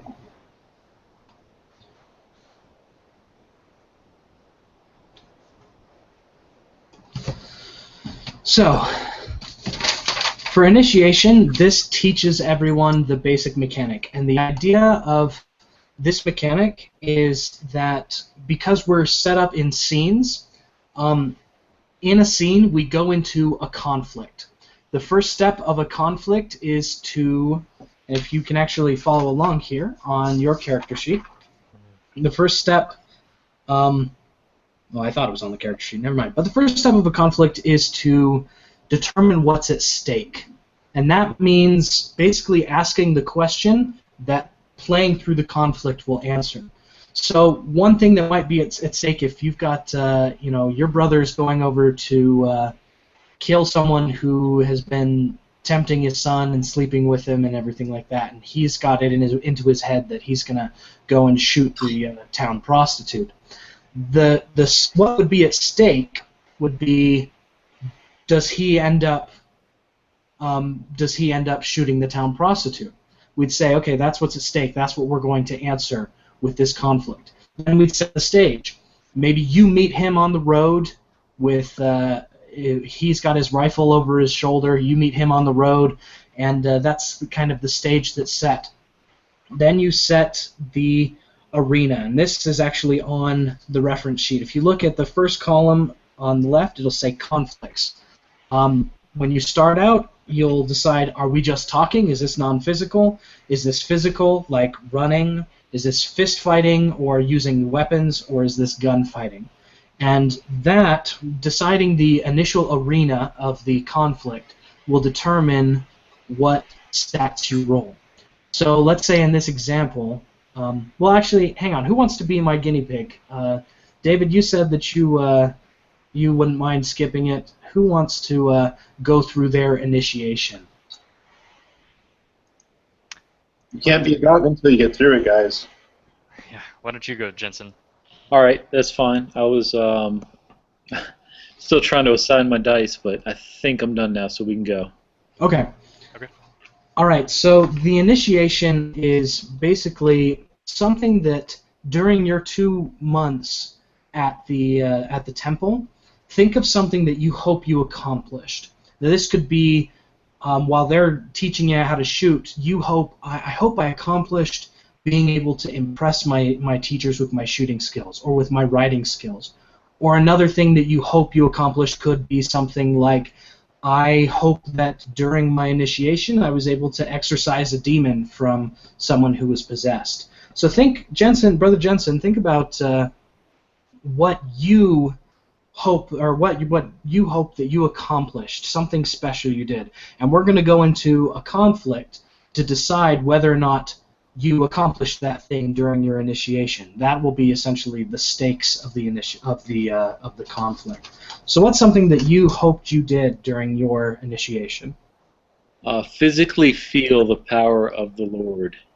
Okay. All right. You wanted to physically feel the power of the Lord. Okay. So the stakes of this conflict is going to be... I need to write that down somewhere. Did I physically feel the power of the Lord? It doesn't seem like something that would be in your control. Oh, yeah, is that a problem? Not really, because the way that it plays out, basically we're going to be going back and forth on I'm going to be playing the opposition of maybe your doubts and things like that. And at the end, whoever wins basically narrates you getting the stakes that you wanted. So I've put on my lower third, it says, does I physically feel the power of the Lord? And that's what's at stake here. So let's set the scene.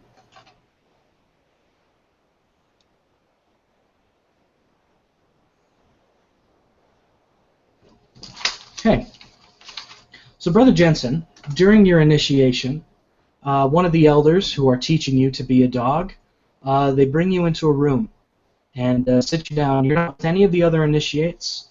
You are alone, and Brother, his name is actually Brother Brotherson.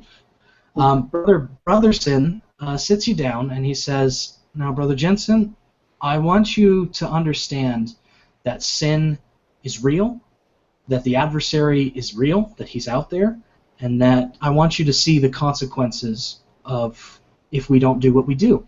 And he brings in an old woman, and he says, this woman is possessed with a demon. And he says, I want you to watch me exorcise the spirit. Now, during this conflict, you get to choose what you do. It could be you want to jump in, or it could be you help narrate the action, or something happens, basically. So what we're going to do is we're going to go back and forth describing different aspects of this conflict. So this conflict He says, I want you to stand by me as I exorcise the demon from this woman. And so he says, we're going to start by just talking to her, and then I'm going to have you take the lead on it. I want you to follow the Spirit and do what you think is right. So, if you look at the conflict, it's non-physical. And non-physical is acuity plus heart. So what that means is that, and we're going to have to pull out dice stream, that means you roll all of the dice that are assigned to acuity and heart, because that's those are the skills that you're using in your conflict. So you're going to roll 4d6. Let's see. If you open up dice stream, you can add however many d6s you need or anything like that. And I've got 4d6 and 4d10 for my hand. And this is basically generating a pool that you're going to almost use as like a hand of cards. So let's see. I've rolled these cards. Okay. So here is my hand. If you're looking at my screen, you're going to see the pool that I rolled. I have 4d6 and 4d10 because that's the opposition in an initiation. But you have all of those dice. What we're going to do is we're going to use a see and raise mechanic. And so it's almost like poker. I'm going to describe something that happens and say I raise you 2 dice, and you always raise with 2 dice, except when you are here. Let's get this a little bit better. So you always raise with 2 dice, and that describes what you are doing. So I'm going to go forward and I'm going to say the woman starts thrashing around as soon as you and Brother Brotherson lay your hands on her head. She starts thrashing around and lashing out at you. So I'm going to use these 2 dice, which is a 1 and a 6. I'm going to raise you 7. Now from your pool, you get a chance to respond. You're going to see my raise. So what you need to do is you need to match 7. And there are 3 ways to respond to any kind of raise. The first is to take the blow. That means use more than 2 dice to match it. To more than 2 dice to make 7. So let's say I've raised 7. If you wanted to take the blow, which basically means you narrate how her thrashing around kind of knocks you down, or you are taking damage from what you're doing, you would use more than 2 dice to add up to 7 or more. If you want to block or dodge, which basically means blocking or dodging, in this case you would bolster your hands on top of her and you would fight the adversary or something like that. You need to see with 2 dice. So you need to put 2 dice together to make 7 or more. And if you wanted to reverse the blow, which is kind of like turning the tides, turning the tables of the conflict, that's seeing it with just 1 die. So if you had a die that was just straight up a 7, you could say, I call down power from on high, or I call out her true name, or I raise my hand to the sign of the tree and do something, that basically turns the tables on the person. So I've raised, and you have to choose how to see my 7. So okay, I think it would be most appropriate at these early stages if I took the blow. Okay. I'm worried, though, because I only have 6 dice to work with, so I don't want to blow through them, and not have anything to work with later. So here's what we're going to do. We're going to show you a way to add more dice to your pool. You look at your traits, and if during your narration of your move you can bring in one of those traits, you say, hey, I'm gonna pull my gun on someone. You can either use if you find a way to pull in those traits, you get to add that die. So the easiest one would be I'm a dog. So she's thrashing around, and you could try to say, by the authority vested in me as one of God's watchdogs, and then you would throw in that extra 1d6, which I think you just, on Dice Stream, you just click an extra one and roll it, and it'll add it to your pool up at the top of your screen. And then you can use that die. So basically, in your narration, if you bring in your traits or your belongings, let's say you draw your gun, you'd get to throw in the dice that you get for your gun, and then use them to raise and to see. So why don't you think of some way to bring in your traits and add those to your pool so you don't run out of dice? All right, I'm unrefined, so I'm going to do whatever it takes to hold this lady down, however immodest or inappropriate. So that's a 2d4. All right, so I think you just click 2D. There you go, perfect. So now you've got a little bit to work with. So you're holding her down, and you said you wanted to take the blow. Select some of your dice to add up to 7, and if you use three or more dice, that's taking the blow. And then you narrate kind of what bad happens to you during the conflict. All right, so do I click on them here? Yeah, okay. Don't wait a minute.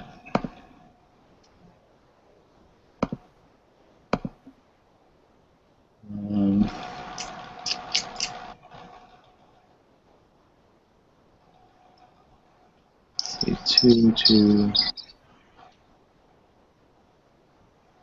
3. That's what I'm going to do. All right. So we're going to remember that because when you take the blow, you take damage. We'll roll for damage at the end of the conflict. That's called fallout, and it basically is the consequences of your actions. So you took this blow. You're holding her down. What happened to you? What did she do, or what did you do that caused you to kind of take this blow back? I think I definitely got kneed in the gut. So the wind got knocked out of me, and I probably got a bloody nose out of the deal as well. Okay. All right. So that's my raise, and you saw. So now it's your turn. If you go back to your dice, or I'm going to turn my dice and put an X on them so that I am showing that I can't use those dice anymore. So now you get to say what you're going to do. And one of your choices here is to escalate. Because basically you're going to say, I raise you for 9 or whatever, and I have to see your raise. So it's kind of going back and forth. So if you wanted to do something more, because right now you started out just talking, and she kind of got violent. If you wanted to get violent back, that's changing the arena, which means you get to add extra dice. If you look at your physical fighting, if you just wanted to punching her, or if you wanted to just hold her down, you would add your dice for body and heart. Now the thing is, you've already added, because we started in a non-physical conflict, you've already added your heart, because we rolled acuity and heart, and that was your first starting pool. So if you escalated to a physical confrontation that wasn't coming to blows or weapons, but it was just keeping her held down or anything like that, then you would roll the additional dice, and that's kind of how you add dice to your pool so that you can decide, am I going to keep going with this conflict, or am I going to throw in the towel? And so the big question is, how far are you willing to go to win what is at stake? How far are you willing to go? Are you willing to pull a gun? Are you willing to shoot somebody to make sure that you win? Because the person who's willing to shoot is almost always going to mechanically have the dice to do that if no one else is willing to shoot. So I have a quick question on that. When do you add dice? Is it only when you're responding to somebody, or just any time you're raising or seeing? You can do that anytime, whether or not you're raising or seeing. So basically, when you bring traits in from the fiction or bring items in from the fiction, you can add those to your pool and then use them. Cool. So Jensen, she's kind of knocked you around. What do you do? Well, first, do I mark these as X'd out as well? The Yeah. dice that I've used? Okay. So what I would do then is be a little more forceful with it. Not trying to cause harm, really. Still trying to cast the demon out. I think that's what we were set out to do. So really using my body. So I guess I would add my body to kind of really redouble on the effort to hold her down. Yep. And then sort of reciting scripture and trying to cast the demon out. Okay. So I don't know if that mechanically does anything, but No, that works. That works perfectly. So basically, one of the cool things about this is you get to make up scripture because we're all kind of building this world together. If you want to make up a scripture that says whatever you want, you can say that. Or if you want to say, I just read scripture at her, that's perfectly fine. Another way to bring in more dice, you've got a copy of your Book of Life. You could say, I pull out, and because I'm holding her down with one hand and reading my crappy copy of the Book of Life, and then add that die for the Book of Life to your pool. But so right now we're kind of escalating it to a physical conflict. It's not fighting, but it is physical. So add the number of dice that you have in your body stats to your pool. Okay, I will add the Book of Life as well if I can do that. Nice. Because I think that is pretty appropriate. I'm not good at making up scripture on the spot, so I'm gonna skip that part. As far as I know, most people aren't good at making up scripture on the spot. It's one of those things you kind of have to have memorized. Very Pulp Fiction vibes. I am the Strike down Lord, upon me. That's right. and I will lay my vengeance upon thee. All right, so now you've added those dice to your pool. You've told me what you're going to do. You raise with 2 dice, highlight those dice, and then I have to see your raise. All right, so it's always 2 dice that you raise by. I'm thinking taking these injuries and being kind of thrown about like I was. I'm going to really be kind of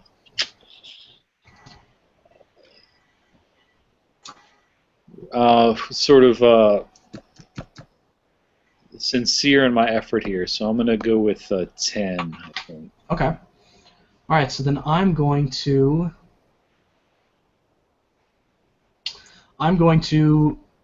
see your raise with my 6 and my 5 here. So you raised for 10. I see your raise for 11 to block or dodge. So she screams. She screams so loud as to drown out your words as you read to her from the Book of Life, and still struggles and struggles and struggles. So that's my C. Now it's my turn to raise again. Let's turn my 5 and that 6 off. And here's what she does.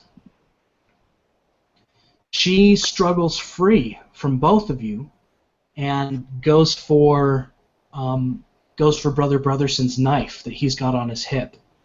So she is escalating to physical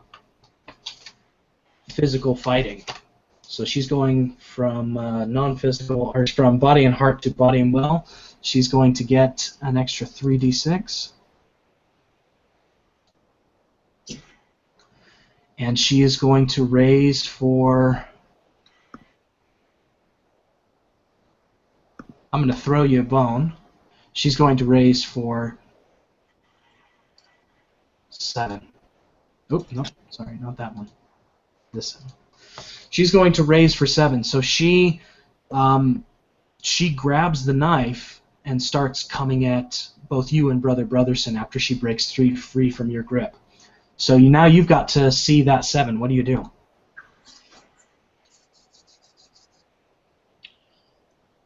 Let's see. I would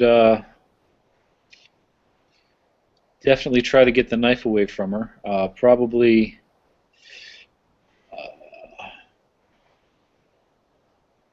So remember the three choices that you have. If you use 3 dice to see something, that's taking the blow. That means she hits you, basically.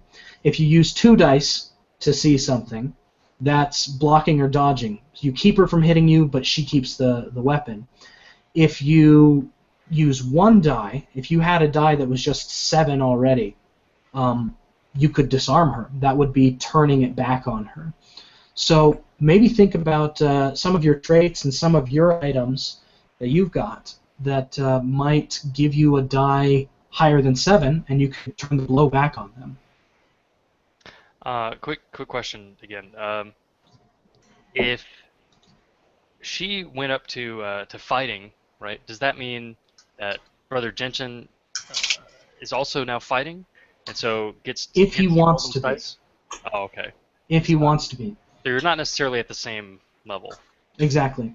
So she escalates, and then you've got the choice. Do I escalate? Do I keep doing what I was doing before and just fight physically, or just kind of manhandle her? Or do I go straight up to punching and knife stabs and what have you? And if you do escalate with her, you also get those dice as well to add them to your pool. So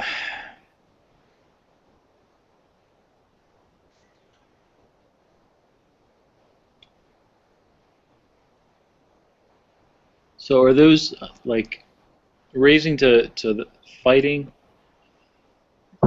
Does that in itself add a dice to my pool, or is it drawn from the items that I have and my stats and my traits? It's drawn from your stats, but basically you say, okay, no more Mr. Nice Guy, I throw a punch. That escalates to physical fighting. And you would add your will, because you haven't added your will dice yet. Mm-hmm. And so then you'd have a bigger pool to go with. Now keep in mind what you're trying to figure out, what you, the player, is trying to figure out is a way for your character to feel the power of God. So kind of keep that in mind when you're making your moves as well.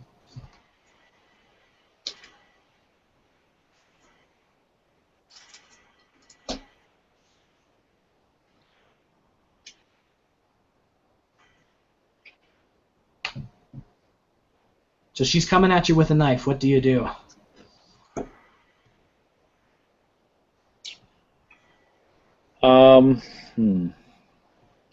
Well, here's my problem. I don't have anything that I can see that is above a D6. Okay. I do have traits slow to trust and born again, but I don't see how they would apply. So. Well. Hey Ryan. Yes. And correct me if I'm wrong here. Could he just, like, I don't know what your relationship dice are or anything like that. Could you just throw down a relationship die with this person and throw that in the pool? Yeah, you could totally do that. So if you've got a relationship with this person, if you've got available relationship dice, you could say, okay, I feel a connection with this lady, whether positive or negative, and then you would be able to add that the same way you would add dice to your pool through traits or your items. Yeah, I've got a D8 available. That's a little risky, though. I don't know that I'm going to get. I mean, on this roll at least, that's going to help me very much. I mean, for now, you could just see with see yeah, what that's you do. what I'm I'm going to have to do right now. Come back on your turn with the big raise, Right. Yeah. So yeah, that's what am I looking at? A 7? Yeah. All right. So I will see it with 1 and a 6. Okay.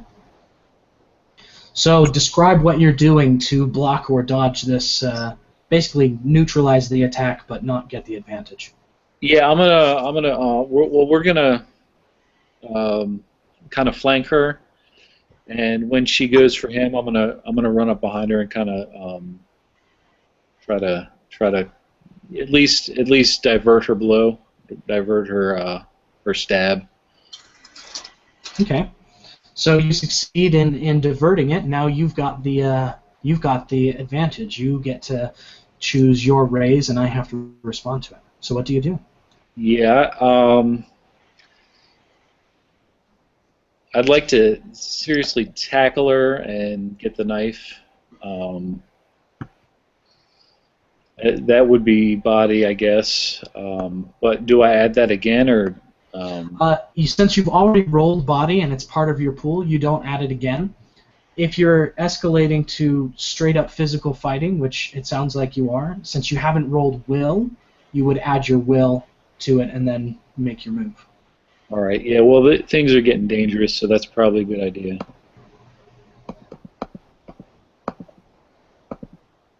Can you escalate the conflict more than one level at a time, if you wanted? Yes, you can, and you can actually go from gunfighting to escalated just talking as well. So, maybe threats against people's lives and stuff like that. So maybe you're shooting, and then you can escalate to other things as well. It's not necessarily a ladder, but it's more of a circular thing. Ah, okay. So are there levels listed somewhere, or is it just kind of a narrative thing? On your character sheet, you'll see a section that says conflicts on the first column on the left, and it'll say non-physical, physical, fighting, and gunfighting, and that's how you know which things to pull your stats from. I see. Yeah, that's the piece you're missing there. It's very handy. Yeah. A little reference. Yeah. So you are tackling her. What's your raise? All right. I've gotten rid of my 6s, so I guess we'll do a 5 and a 5. That's a smart call, because if you look at my hand, I do not have enough to match that. I have to take the blow, really, if I want to match that. So you're rolling for 10. You've tackled her, and I can say.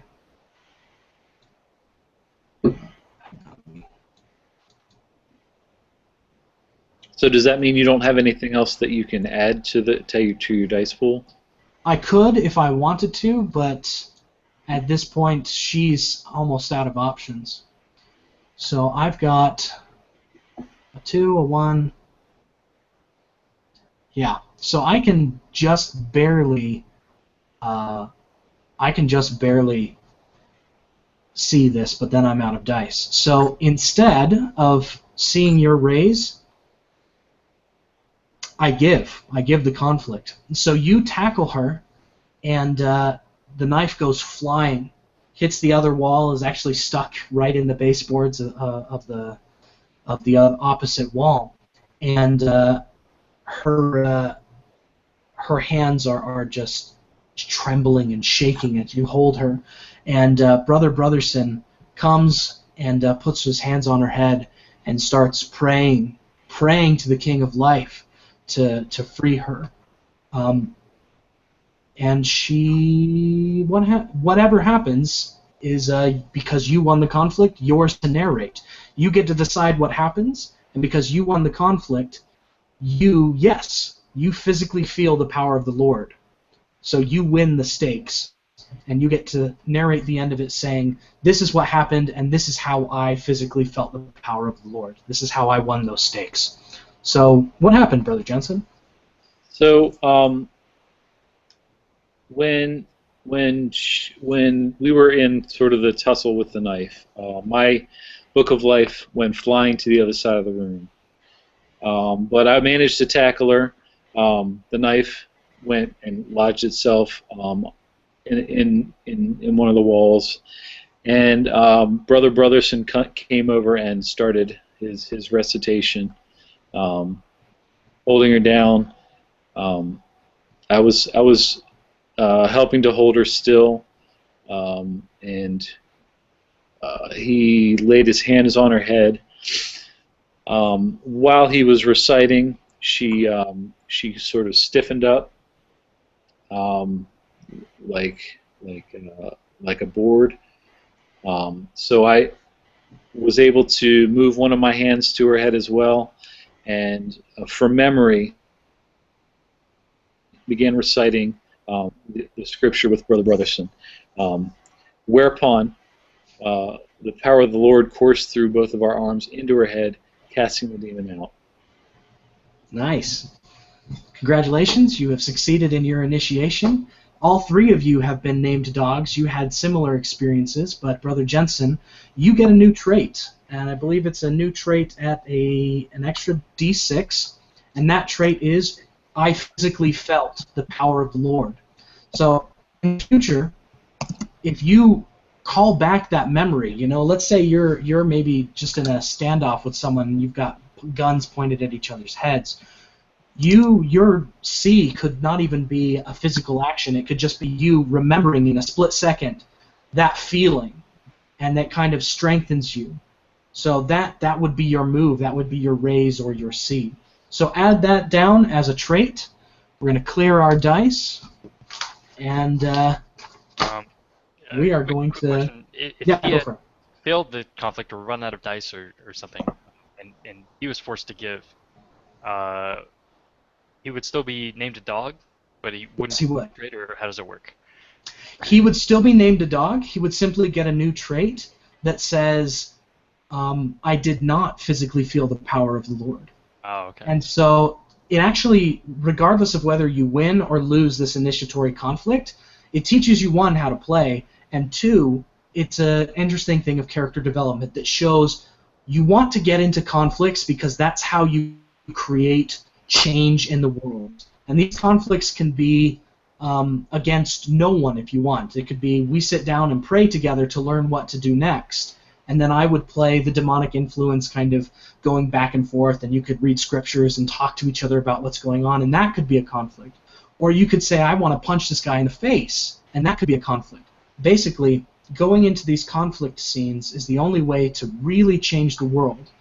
And whether or not you win or lose, the world changes forever. So if you'd lost, you could remember that time where you didn't feel the power of the Lord, and it could be something that motivates you to try again, or it could be something that makes you feel, doubtful about whether or not the Lord exists or whether or not He cares about you. So you can use it any way that you want. But so that's basically how the dice pool mechanic works, and we are going to jump into in our last hour and a half. We're going to jump into the town of Hollow Creek. So you guys have just finished your initiations. You have had hands laid upon your head to give you authority from God, to act in His name, and to be His watchdog. And your first assignment is to go to a town called Hollow Creek. The elders tell you that in Hollow Creek there is a little boy named Jacoby, and Jacoby is a boy of about 5 years old, and he had taken ill. Your main job is to go to heal Jacoby. The elders suspect that something else is going on in the town, but it's really your job to figure out what you can do to help. They've given a few letters that you need to deliver. But the most important thing is when you first get into town is to go to heal Jacoby and see if you can figure out what's going on there. So it takes about 3 days for you to, on horseback, drive out to the town of Hollow Creek. It's late October, and it's starting to get cold. It's threatening to snow here in Utah. And you get into town really late at night. And someone meets you in the way and says, My name is Laura Dane, and I know that you guys are the dogs, and I've come to show you what's going on because I want to be a dog too, and I want to help you out because I know that something's going on here.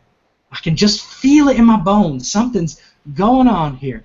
Laura Jane Conway leads you to the house of Jacoby, and in the house, Jacoby is lying on a bed, and there's an old man in about his late 30s sitting in a chair crying, and then there's a man and a woman who are his father and mother sitting next to Jacoby on the bed.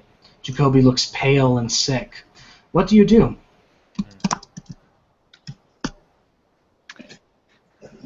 Well,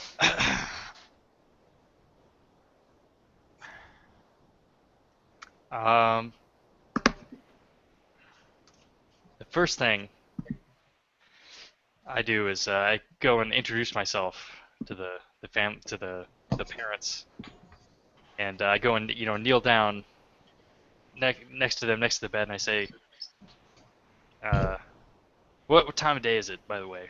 It's night. The sun has fallen. You just rode into town, All right. and Good evening. Good evening, uh, brother and sister. I'm Benjamin Van Hodem, and me and my friends here, uh, Curtis and Jensen, we're here to see your little boy. they are almost inconsolable. And you, throughout this time, as you're saying that, the father shakes his head, and he says, I appreciate the thought, dogs, that you came all the way out here from Bridal Falls, but I think that he's marked for death by the King of Life. And the steward over there in the corner hasn't been able to heal him, so I don't know what's going on.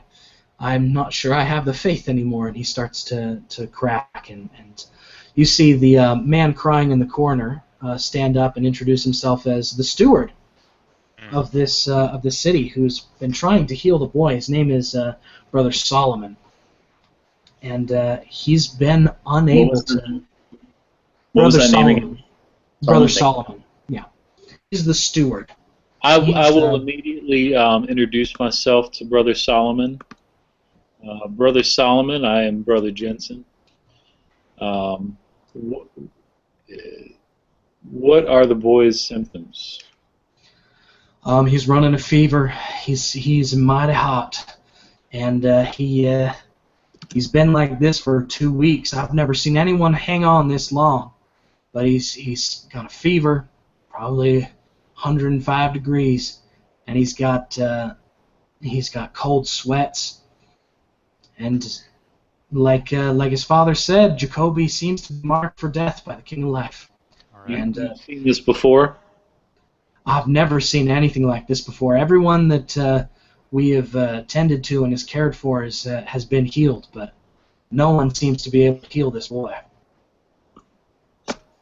So Benjamin, while he's listening to this, he's gonna sort of take the boy's pulse and use what little medical knowledge he has. He has some training, and just kind of verify what this guy's seeing and see just how bad is it, kind of deal.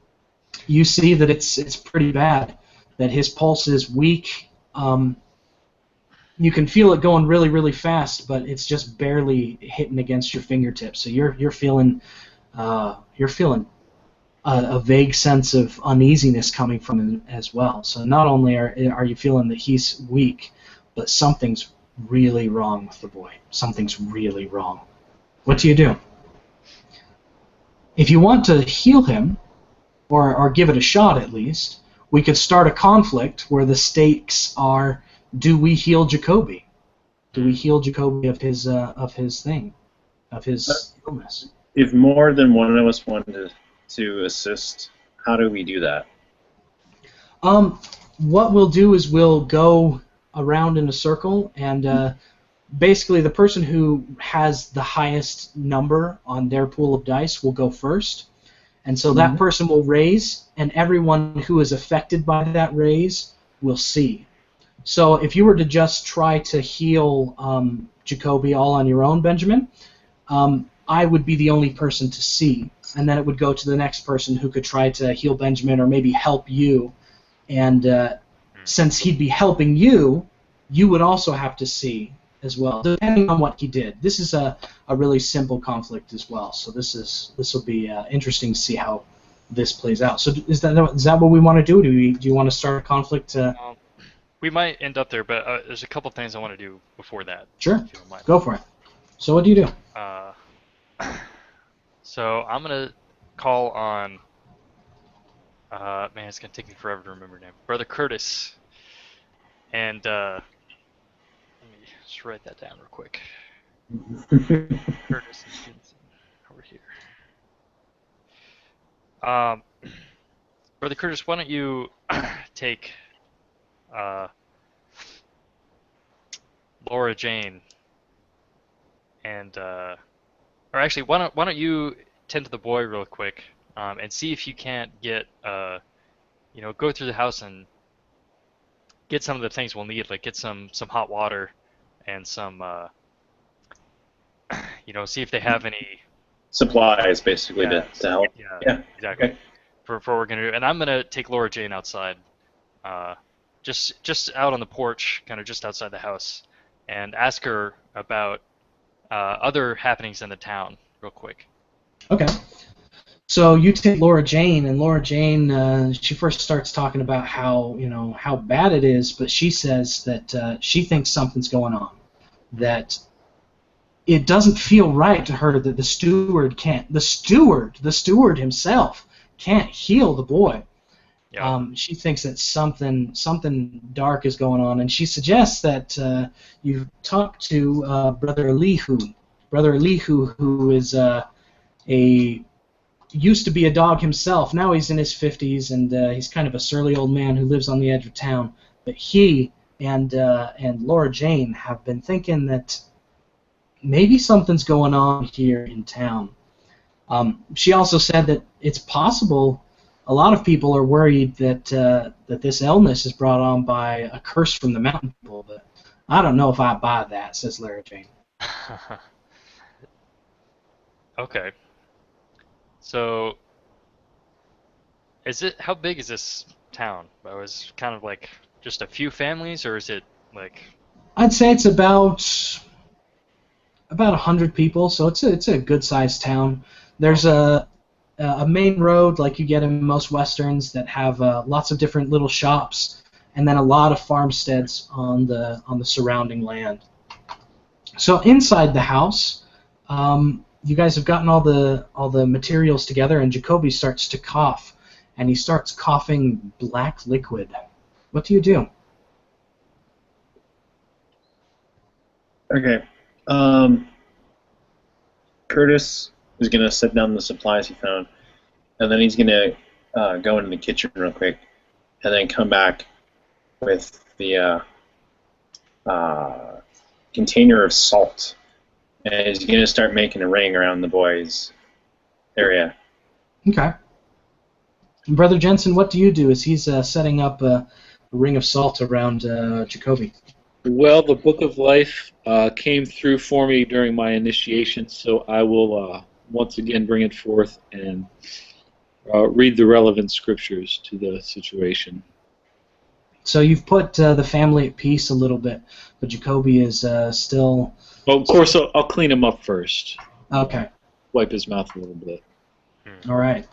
When the cloth touches the black liquid from the mouth of Jacoby, you feel something that reminds you of the way you felt when you were in the room with that possessed woman. It's uneasy. Something is very, very wrong with Jacoby. So he's coughing and hacking up a lung. You've created a circle of salt around him. I'll cut eyes at Brother Curtis when I feel that. I'll kind of give him a look. Brother Curtis, now that you've got the feeling of uneasiness from Brother Jensen, what do you think? Well, I have an idea of what this is, because of my readings of some poets who like to do seances and things like that. So I'm kind of like looking forward to like talking to whatever it is. But I'm basically going to continue to I'm going to get the ritual ceremony gear in place. Okay.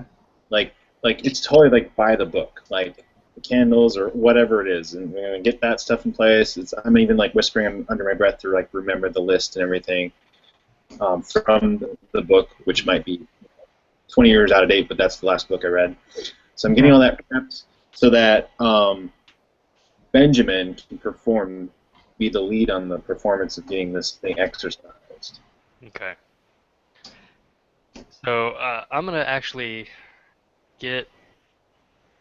one more thing of Laura Jane, which is to go get Brother Lihu, this retired dog, and have him come to this this family's house, and also go and fetch Brother Solomon's wife if he's married, and have her come as well. Okay, so Laura Jane goes off to fetch Brother Elihu and Brother Solomon's wife. Yeah, and then coming inside, I'm gonna talk to Brother Solomon and have him.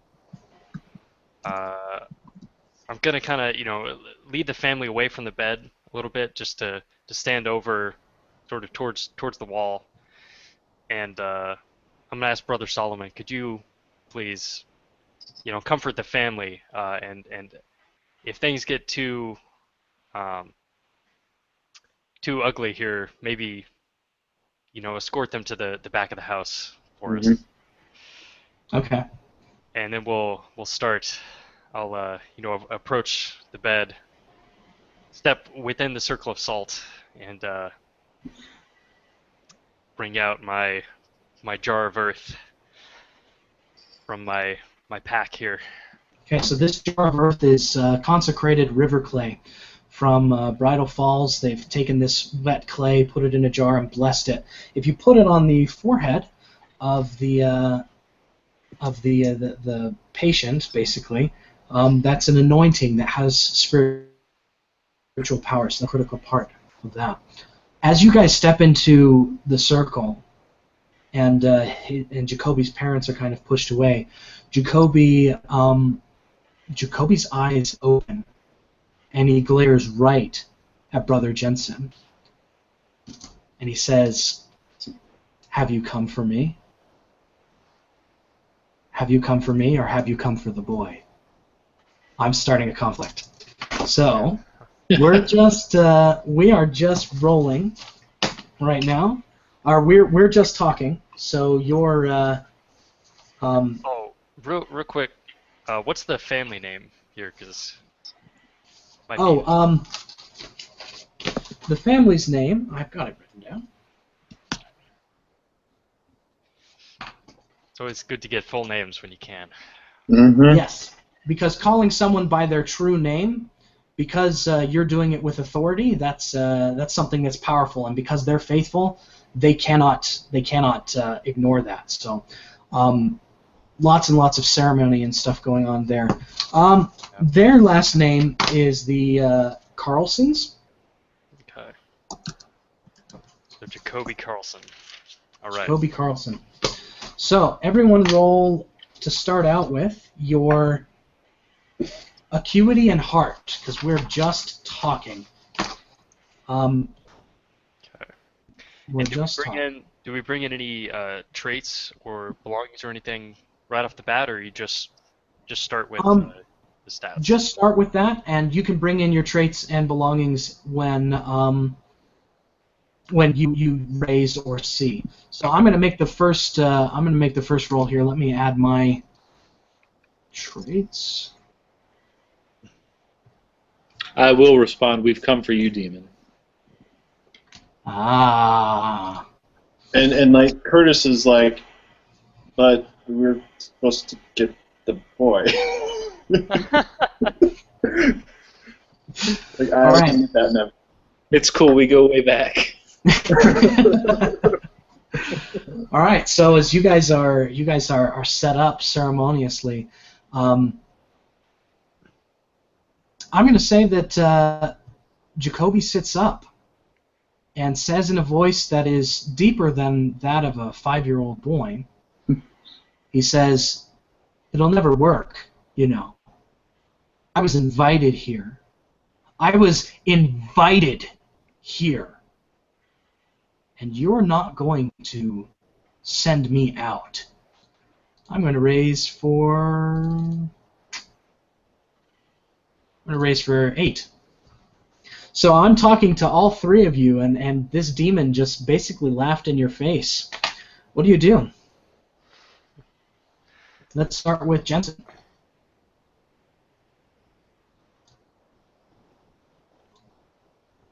Yep, Jensen, you've got the highest number here. So it'll go Brother Jensen, Brother Curtis and Brother Benjamin. That's how we will. You all need to see this 8 in some way. All right. How do we circle the ones that we want to use? You click on them. Okay. Yeah. Click once for a circle. Within multiple times Dice to- Stream. Okay. Yeah. All right. I am going to an 8, huh? I'll go with a 9 because I'm going to come back with a little force. So right now you're just seeing it, and everyone else gets a chance to see, and then you get to make your raise, which is basically like your attack. So first is your response. So I only need an 8. Yeah. A 9's not going to do me any good. All right, that's fine. I'll see him, and I will respond with, your invitation was mistakenly delivered. Ooh. All right. So Brother Jensen says your invitation was mistakenly delivered. Brother Curtis, how do you respond? Yeah, Curtis goes to the mailbag because he probably gets like the crap jobs because he's the youngest here. He's like, yeah, I don't see an invite for you. I think you were meant to stay where you were put. Sorry about that. We'll try to clear it up for next time. Sarcasm, I like it, says the demon. All right, Brother Benjamin. If you want to bring in more traits or escalate, you are free to do so. Oh, yeah.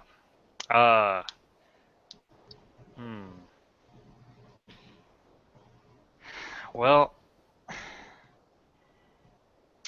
one of my traits is everything should be in its rightful place, and this demon is obviously out of place. This boy should be in school or out on the farm. So I'm gonna get an extra D6 there, and well, I think I'll actually take the blow, though.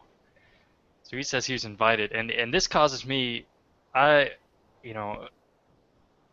due to what Laura Jane said to me earlier, I think it's actually quite possible that somebody in this town did invite him in. So, Okay. I believe the demon. And it Whatever kind of it shakes says. you, it scares you, right? Yeah. It's like I think we're gonna have something else to deal with besides just this one. Okay. So you're going to want to highlight that 4 as well, because you have to lead up to 8, and that will take... Oh, sorry, yeah. Right. There you go. Cool. Is it okay for us to jump in and do our attacks now, or do we need to wait for something? Yeah, you can jump into your attacks, because that was my raise, and now it is Brother Jensen's... Well, hang on, let me see who's got the highest. Actually, Brother Curtis, you've got the highest die right now with a 6. So you can make your raise, and then everyone affected will have to see. I will probably be affected, so I'll have to see it. Okay. I'll click on this so I can see what the heck I've got. All right.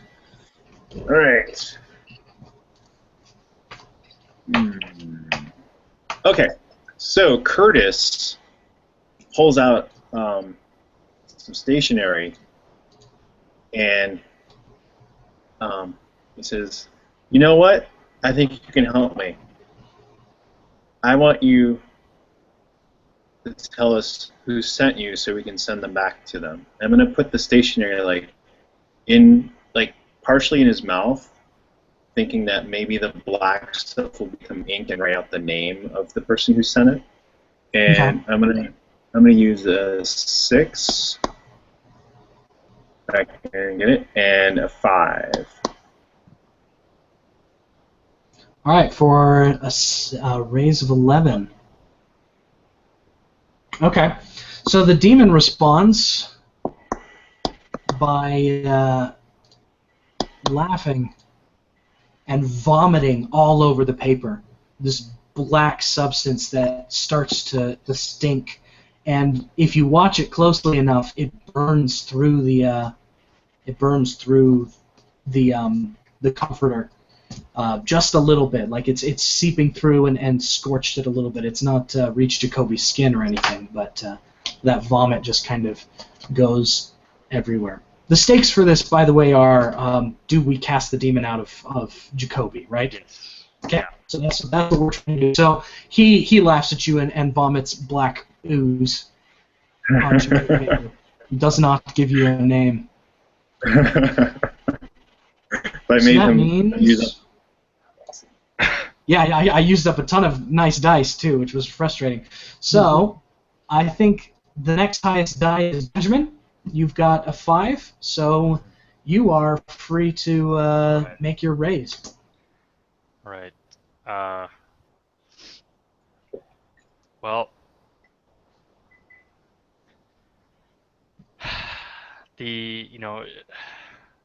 Jacoby, the boy is not strong enough yet. We have to deal with the illness first.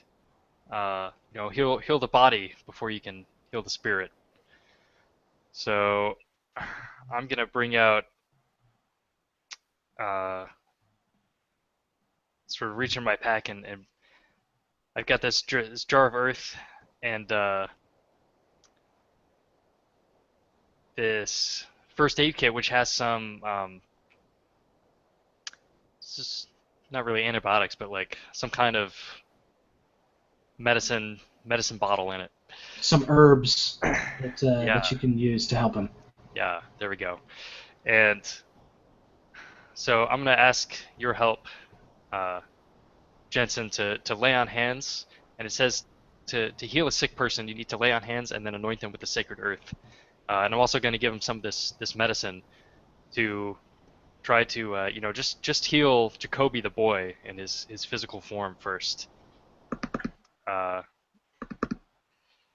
And so I'm bringing my first aid kit, so I'm going to roll that. And then my medical knowledge is a couple more d6s. Nice. I think that's it. And then You can these, also make the sign of the tree if you want. yeah, these ceremonies, that how do those add dice? The ceremonies basically add. Or the Let me rituals? pull it. Yeah, in elements of ceremony, you can add. It adds fallout dice. So basically, you force the demon to take damage. You can make that a part of your move, and the way that it works is if you win the conflict and he takes the hit while you're reciting scripture, that means he takes fallout due to like reciting scripture, which is a D4. So you can see all those elements of ceremony. Those can be parts of your raises, and they, for people who are affected by demons, they cause the demons to take worse fallout than they would have. So. Okay.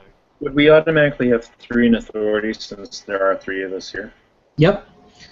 And so when you do something special and you bring that element into the story, the demon would then take damage of the highest value one. So 3 in authority is a D8 of damage. So if he were to take the blow while you were 3 in authority, he would take the blow in D8s. Oh, okay. Anointing with sacred earth is also is a D8. So you anoint him with sacred earth, and what number are you raising? What's your raise? Yeah. So. So the elements of ceremony don't actually go into the dice pool, they go into the fallout after the conflict's over? Correct. Okay. Cool. Let's go with this 11 here. Okay, so you are anointing him. You're And I get some clay out with one hand and anoint him on the forehead, and then with the other I kind of use the neck of the bottle to force open his mouth and kind of dip some of this into his mouth there. Okay. And, I'm relying on Jensen to, sort of complete this ceremony of healing the sick with the lay on hands. Okay. So that means that I need to see your 11. Is that what it was? Hang on. Mm-hmm. So I need to see your 11, and Jensen, you also need to see his 11. Huh. Okay. Or if you fail it, you can back out of the conflict, basically. Or if you want to take the blow, you could say, "I tried to help, but I was too scared," or something like that. Something that takes a blow. So real quick, I'm going to go all out. Let's see, that's 5, 10, 11. So I have to use up the rest of my dice here, basically, to see this. So the demon screams out in pain, and it's starting to scare the steward, and it's starting to scare the family as well. They're starting to freak out, but you can see black steam starting to rise from his head, and color kind of returning to the boy's cheeks as Jacoby Carlson, I know you're under there somewhere. You're under this sickness. Come back to us, boy. You can hear as he screams out, his voice changes between two different pitches as two mouths are screaming. So that demon took some serious fallout. So that's my C, and Brother Jensen, you need to see that as well. So, since I'm kind of being brought in, this isn't an attack on me. So, does using 3 dice here, does that mean that I take damage from it as well, or is that just? It does mean that you take damage, but since that damage is all just talking right now, and it's just ceremony, it could be that you do what you're supposed to do, but you're kind of freaked out inside. That could be how you take the blow. Or it could be you run screaming from the house, however you want to respond to this. This is actually one of the safest kinds of fallouts you could face. Yeah. This is not. Definitely not going to hurt you too bad. But another option would be to bring some other aspects into my dice pool. Mm-hmm. Yep. Draw from those. Well, okay. I've physically felt the power of the Lord. And I'm still reading from my book of life, so I'm going to add those 2 in. Nice. See what that gets me. Okay.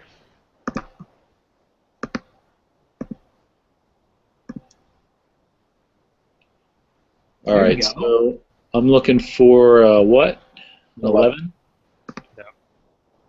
And still can't do it with 2 dice.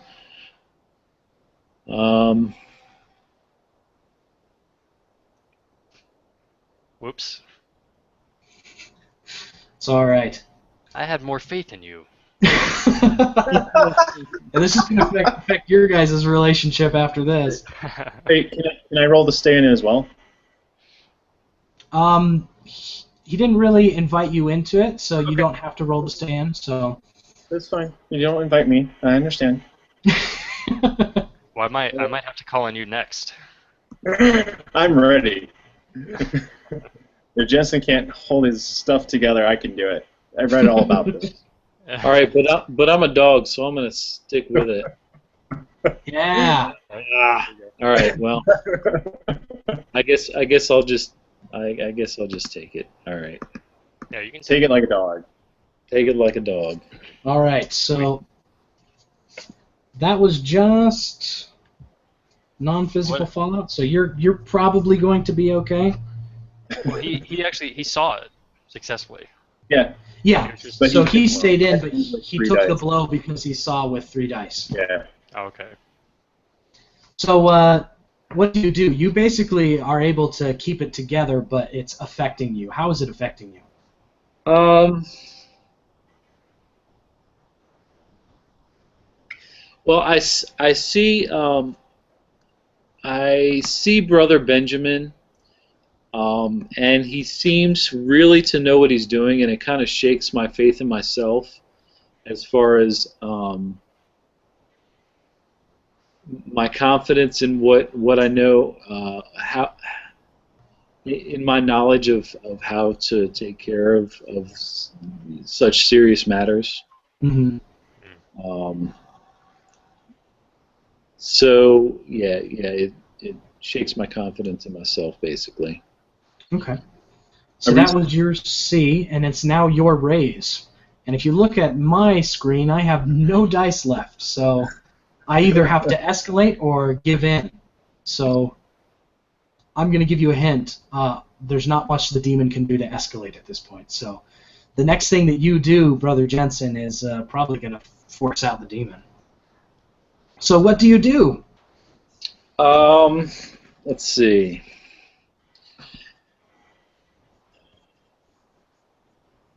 I mean, my first thought is to call the boy by name. I wish I knew the demon's name.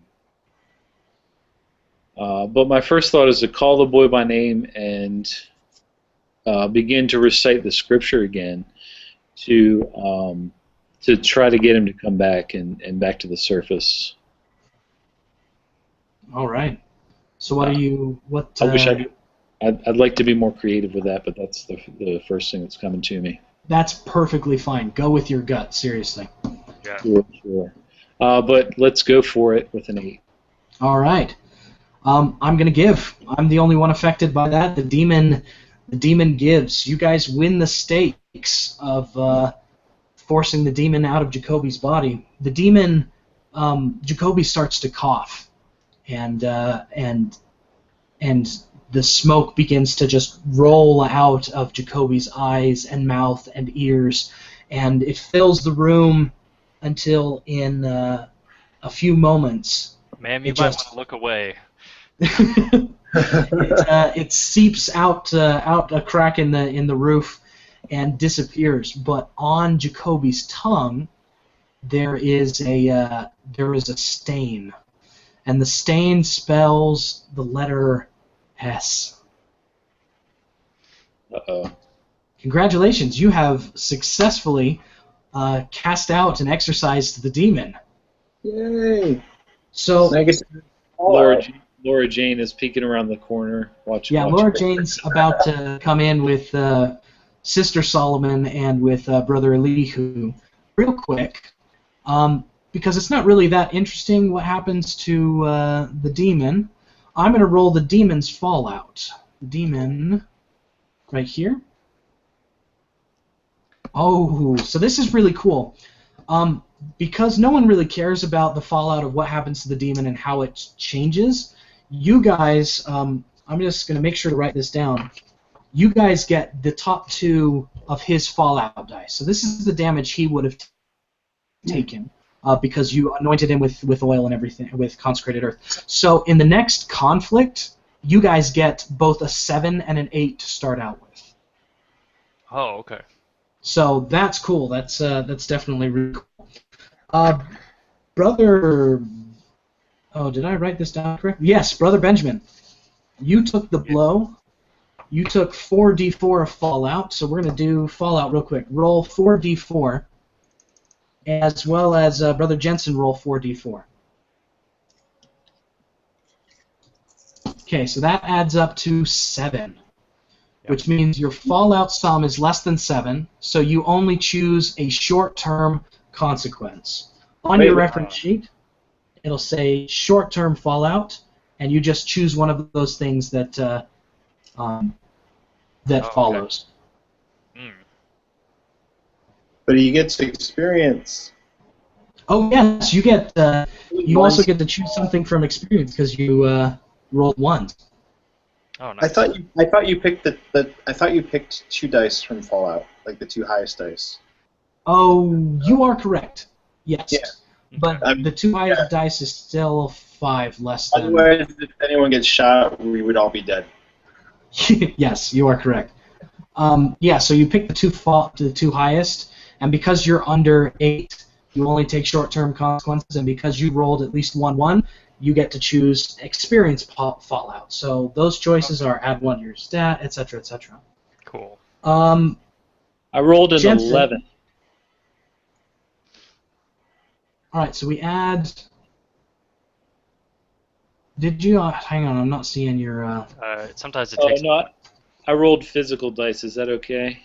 Oh yeah. So what's your highest and lowest? 4 and a 1. Okay. Yay. So your fallout's less than 8. You choose one of the short-term fallout consequences on your list. It'll look down and subtract 1 from your character stats for your next conflict, etc. And since you also rolled a 1, you also get experience. So you get to choose one of the other things in the list of experience fallout. Okay. Huh. So this is kind of the aftermath of your character's internal progression in the aftermath of what happened. Because you took the blow, Benjamin, when he said, I was invited. And so you should use that to kind of inform the choices that you make for your fallout. Okay. And So I'm taking 1 short-term fallout and then 1 experience fallout. correct. A 4 and a 1. Okay. Huh.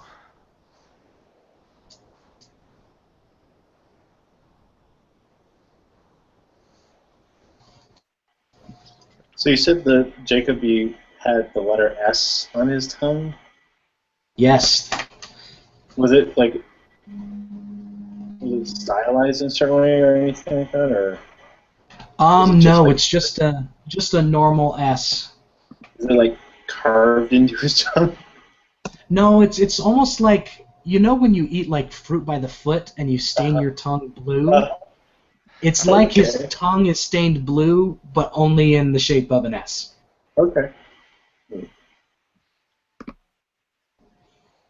So Brother Solomon and Brother Carlson come forward. Brother Carlson is sobbing and extremely grateful. He says, I've never seen anything like that before. I'm so glad you healed my boy. I never even imagined that sarcasm could work so well on a demon. And Brother Solomon says, Brother Curtis, that line about the invitation, that was brilliant. That was absolutely brilliant. Like Curtis has the end of the paper that didn't get the string. He's like, yeah, if only it worked. If only to find out who summoned it. As you say that, Laura Jane, Sister Solomon, and Brother Elihu come into the room. Sister Solomon goes to her husband and to hug her, or to hug him, and to hug the Carlsons, and everyone's kind of rejoicing. But Brother Elihu is standing aloof, and Laura Jane goes up to Brother Benjamin and says, "I did what you asked me to do. I did what you asked me. I got them both. What do you want to do with them?" And she's just like totally, almost not enamored, but really looks up to you to this point where she's just almost worships you, because she wants to be a dog too, and she just wants to help so much. So much. All right. Well. Do not rebuke her. She'll become an enemy. Let's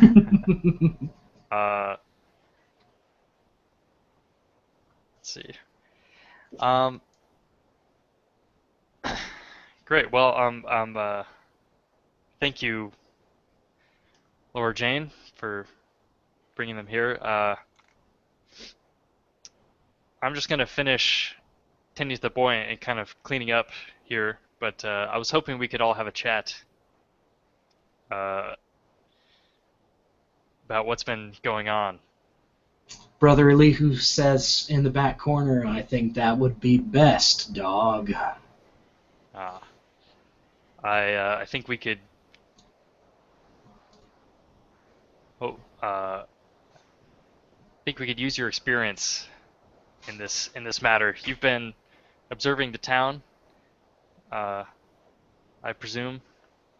You're damn right I've been observing the town, and you're damn right you could use my experience. You're fresh out of the temple. This is your first town you've ever been to. Let me show you how it's done. All right. And so Curtis is like watching Benjamin's reaction here to see like who's the alpha. Yeah. Could I ask, Brother Lee, why is it that you are no longer a dog? Well, my time was done about 20 years ago. If you want to get snippy with me, though, son, I was a dog, probably one of the longest-serving dogs that come out of the temple. I served for 15 years all on my own. Most people only serve 5, sometimes 2 years, but Yeah, that is quite impressive. you're damn right it was quite impressive. I'm a impressive little man living here in Hollow Creek, and I've got issues with. And he looks at Brother Solomon and and the Carlsons, and he says, "I've got issues with the way that this entire thing was handled." Yeah. So, Curtis, you can see Benjamin is definitely trying to be respectful, but kind of having to bite his tongue here and sort of bristling. Curtis's stomach rumbles. He's like, "So when are we eating?" The Carlsons pull out some dinner for you, and Brother Elihu just sits off in the corner, and you spend some time getting to know everybody. And Brother Solomon and Sister Solomon are overjoyed. Jacoby's taking some soup, which is more than he's eaten in weeks, and you guys kind of get a restful dinner in your stomachs. You're feeling pretty good.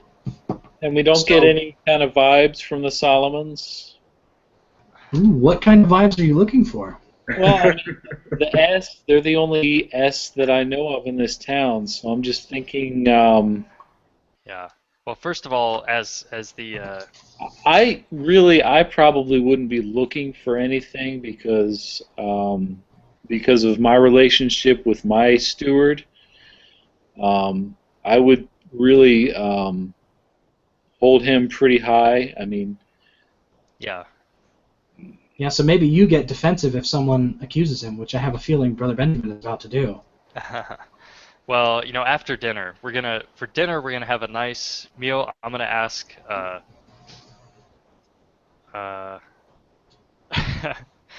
just to get a little more reaction out of Elihu, I'm gonna ask Brother Solomon to give the blessing for the meal. And we're not gonna bring anything up until everybody's had some seems food appropriate. first. But after dinner, then we'll start in on the conversation. Okay, yeah, so Brother Elihu just snorts when you, he's just like, whatever. And Brother Solomon notices it, and you can see, you get a vibe off of Brother Solomon, like he's trying to do everything he knows how, but he's out of his depth, and you get the feeling that he's hiding something. You get the opposite feeling from his wife. His wife seems to be the most faithful woman you've ever met. She brought over a casserole when she heard that the Carlsons, in fact, that's what your guys are eating. She came over with a meal ready and prepared just to take care of the Carlsons. And nice. So she's one of these people that you think she's as faithful as they come. And so that's kind of the vibe that you're getting off of the steward and his wife. So you finish dinner. You've had a lovely, lovely casserole, which is a very Mormon thing to eat, and you're all sitting down in the room. It's about 9 o'clock at night, and Brother Solomon tries to excuse himself and say that he needs to head back. He's got other duties of stewardship to attend to. Oh, Curtis will look at Benjamin and then say, "Hey, is there anything that I can do to help you out tonight? It's been very stressful for everyone around here. Be happy to help." He says, "I think you should come see me in the morning, but I've got to go and send a message to the High Council of the area and let them know that the boy's been healed." Oh, I can send it for you. I'll wait for you to finish writing it and then head over. Brother Solomon doesn't know how to get rid of you, and so he relents and has you come along. That's right. So you go over to his office, and we'll go there in just a minute. So. Cool. Yeah. So let's just hear. I don't know if this is a conflict yet, but I'm just curious what Elihu has to say about Solomon. So you ask, as soon as Solomon's out, Elihu just goes on. He says, "It's no surprise that our beloved steward was unable to heal the boy. Hmm. Something's wrong with Brother Solomon." And Sister Solomon stands up and starts getting upset and saying, "Brother Elihu, I suspect you ought to watch your tongue." Hmm. Because I'm sure he did all he could. Yeah. you're darn right he did all he could, says Sister Solomon. But are And, you saying, sister, that you haven't observed anything off about Solomon? Has he had any troubles lately? Anything weighing on his mind? My husband is a good man, Brother Benjamin, she says. He's a good man, he works hard, sometimes he stays up too late. Business with the church, in his study and everything like that. And Elihu just says bullcrap. Everybody knows that he's sneaking out. That and I don't know, sister, if you can ignore it, but he's sneaking out, and he's going to see the mountain people in the night, and it's not acceptable. Something is going on. What reason would he have to do such a thing? Elihu pauses for a minute and he says, "I don't know, but there's one thing I don't trust. It's the mountain people. And I have a feeling that it was the mountain people that brought the curse on the boy. Something with the mountain people and something with what Brother Solomon's doing whenever he leaves town and heads up into the mountains every so often." Do you have any proof of this? Sister Solomon says, No, he doesn't. No one has any proof. Everyone's been thinking that my husband sneaks out and leaves the house, but no one has any proof. It's just idle hearsay, and it's just despicable to think the worst of your fellow brother. That's not the faith. That's not what the King of Life would have us do. We ought to think the best of our brethren, right, Elder Elihu? And Elihu grumbles and says, Cool. Maybe we can cut the scene there. If you like. Yeah, let's cut the scene there. So we've learned a little bit of the rumors going on. Let's jump over to Curtis and Brother Solomon. Brother Solomon invites you into his house and into his study, and he, the entire way over, he was talking about all the work he needed to do and everything. But when you get in, his study does not have nearly as many papers on it as you would think someone very busy would have on it. And so he says, "Must be very organized, like Benjamin." "Oh, that's very kind of you to think so." And he says, "Yes, I do my best to stay organized." So he sits down and writes this letter for you. Do you ask him anything? Yeah, well, first he's looking around. He's looking for any interesting artifacts from his life as a dog and whatever, and anything unusual, because he's still this wide-eyed kid. So if there's anything that's mountain person that would catch his attention, because he's part of him is thinking about his family and his friends and whatnot. You do see a very, very old photograph. This was about the time that photographs was just starting, and he's got a photograph. Photograph? Okay. He's got a photograph of him and what looks to be a mountain chieftain of the mountain people. It's just sitting. It's sitting on his desk. I only heard a photo of him and something they cut out. Oh, a chieftain, one of the chieftains of the mountain people. Okay. So Curtis will jump over to it and he said, "Hey, who's this?" He points to the mountain person. Oh, he says, "That's Chief Running Bull. He leads the tribe of the mountain people. We've had a pretty good relationship. We've been trading back and forth, and you can see in his eye there's something he's ashamed of, that he is turning away trying to turn away from the topic itself. And he says, I know some mountain. Go ahead. Oh, I know some mountain people. They're pretty cool.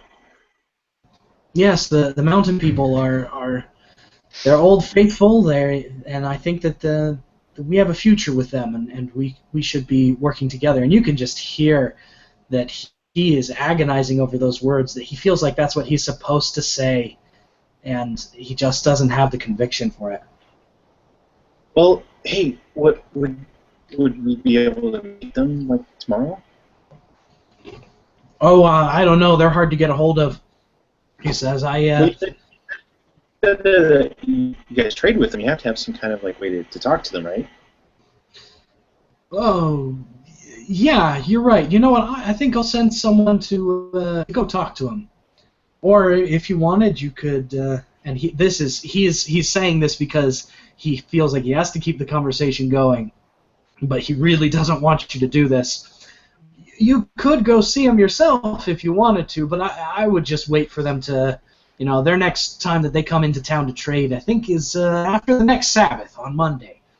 So in about 4 days. About 4 days they'll be coming into town. So it might be just best to relax. You guys just cast out a demon. That's tough work. And he's rambling. I didn't really like do a whole lot. I watched, and like Benjamin was awesome, and Jensen was pretty cool, and it was really cool. Maybe we can do it again soon. You never know around here, right?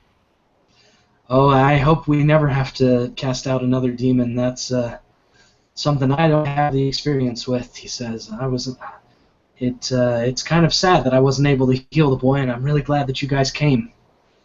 Nothing I tried worked. Hey, do you know who did it? Who summoned it? I have no idea, he says. I know that demons come in because of sin. And he very abruptly stops right there. Wow.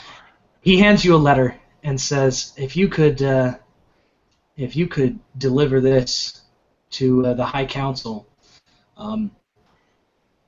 Brother Cuthbert lives about 5 miles north of town.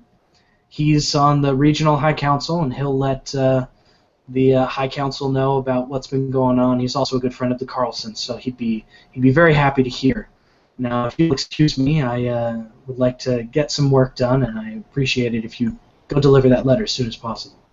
We'll do, and he'll salute and turn away, and then say, "Thanks a lot. I'm learning so much, even from the few minutes with you. If you don't mind, I'd like to talk to you more before we leave." He smiles a hollow smile and says, "That would be an absolute blessing, brother." Thank you. And then he bids him a good night and heads back to Benjamin. All right. So end of that scene. True politician. What? What's that? A true politician. If only there was a baby. So we've got some leads, things that we ought to be following up on. The sun comes up the next day. You guys spent the night at the Carlsons. They offered to lend you their room and to say, if you need anything during your time here, please come to us. We couldn't be more grateful. Jacoby smiles and is happy to see you guys. When the sun rises and it's a fresh new day, what do you do? All right. Let's I think we kind of get together and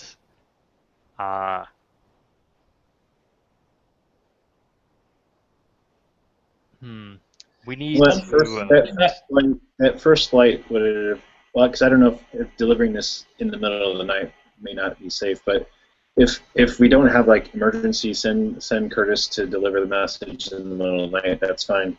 But at first light, he'd want to get that message sent over there. Mm-hmm. Okay. So if you want to just say that you went, you go and come back, because it's a 5-mile ride, you can totally do it.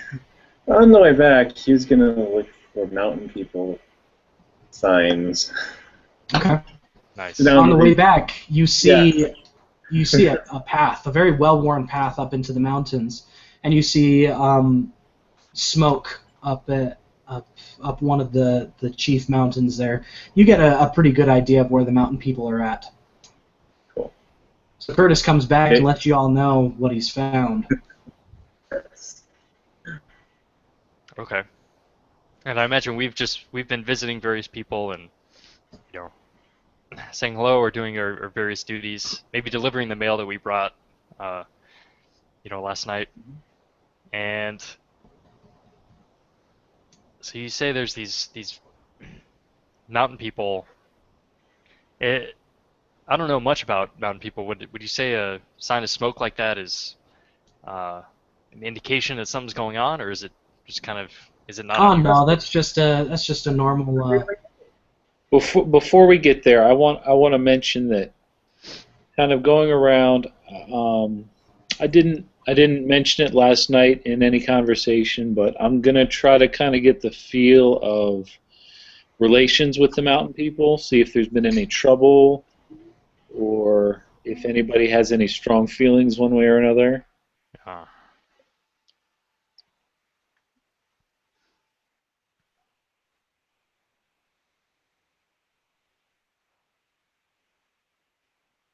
So you get kind of a spectrum of people. Some people are really afraid of them. Some are like, well, we trade with them, so we might as well be nice to them. You do keep hearing rumors, though, that the Carlson boy, he was sick because I think one of the mountain people put a curse on him or put a hex on him or something like that. It's hard to trust someone who's so different from you. So when they don't live like us or talk like us or really think like us, maybe they hate us as much as we tolerate them. So maybe it was them. So you hear rumors that it was the mountain people, but nothing substantial. All right. I've got an idea then. Let's go meet with some of these mountain people. Maybe go to trade with them or something like that, just the usual, and ask them about Kobe Carlson and if they know who that is, or if they've cursed anybody or stuff. I just try to find out, what their what their opinion is. Because yeah, I mean, it seems like if they were mad enough to curse somebody, then they might say something about it. Okay. So you're gonna head up to the mountain people and try and talk to them then, yeah? Yeah. All right. So it takes a couple hours, but you find them pretty easily. It seems like Brother Solomon was trying to lead you astray about how difficult it was to get a hold of them. They are not hard to get a hold of at all. So as you roll in, the chieftain of the tribe comes out to greet you and ushers you into his private dwelling. Is this the same guy that was in the photo, or is this a different guy? You recognize him, Curtis. You recognize that it is the same guy, Chief Running Bull. And he ushers you in and he says, I'm glad you're here because we need to do something, or else everyone here in this valley is going to be in a lot of trouble. Your folk and my folk. Whoa. He says, I don't know if you've noticed about your people, and I know that you guys are calling yourselves watchdogs, but we've got our people are pretty restless around here, and a lot of people are saying that we need to take back our land, that we need to get rid of the so-called faithful, and I don't agree, but I can't stay out of it forever, and I need your help. Whoa.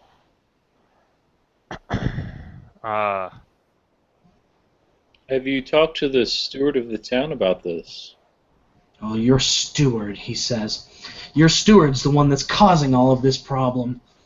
I don't know what it is he's doing when he sneaks into our camp, but I know that he's been talking to our holy woman. Oh man, I had her name written down too. He's been talking to our holy woman. Woman of the Rose is what we call her, and your your steward is what's causing all of this problem. He keeps sneaking into our camp, going to see the Woman of the Rose, and it's just getting people really, really nervous. So Curtis just dumbly asks, so what is he doing with the Woman of the Rose that's upsetting everything? I don't know, says the chieftain. I have a very delicate political relationship with the Woman of the Rose. I'm the chief, but the Speaker for the Ancestors has a lot of power within my people. She wants to see us take back our land.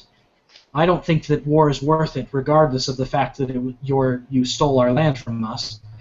But I don't think that the bloodshed is worth it. But my tribe is getting restless. I need you to find out what on earth your steward is doing here and get it fixed, because otherwise I feel like things are coming to a boiling point. And you and I both want to avoid the bloodshed here in Hollow Creek. Can we speak with the Woman of the Rose? He tells you where her dwelling is. It's a little bit apart from the main dwellings of the mountain people, but it's about a 10-minute walk. He said, I need you to figure out what's going on, but yes, go talk to her. Okay. Does my character know of any rituals of respect that he could bring into them to help with our meeting? Mainly just bowing and not calling them savages is a pretty good step in the right direction. Is there like a peace offering or anything like that that we could employ? Yes. What is the peace offering that you could employ? You get to make that up. Okay, so actually Curtis will take a memento that he has from Blossom, and he's basically going to present it to her as a sign that he's peaceful to the mountain people, but also as a true gift from his own heart. Okay. There's really long out there. Okay. And he's like, he says, I'd be happy to share this with all of us if we want to meet with her, because I don't want to accidentally start a war. The chief says it's sorry. Go ahead. Yeah. Curtis is looking at Benjamin and the chief like, I want to help, but I'm not an expert. The chief says that your sacrifice would probably be acceptable to her. So he says, I implore you to meet her and do everything that you can, because we all need to avoid this war. So good job on that sacrifice. All right. Get up the Blossom and bring it back. Very well. I don't know how respectful we need to be of a woman who wants to kill us, but very well. It's probably wise to exercise some tact at first, at least. Yeah, go and talk to her. I just think it would be nice. And nice is definitely what we need here. So you're going to head out to see the Woman of the Rose? Yeah. All right. You know, I'd like to. Benjamin is going to come at this from a kind of antagonistic point of view, and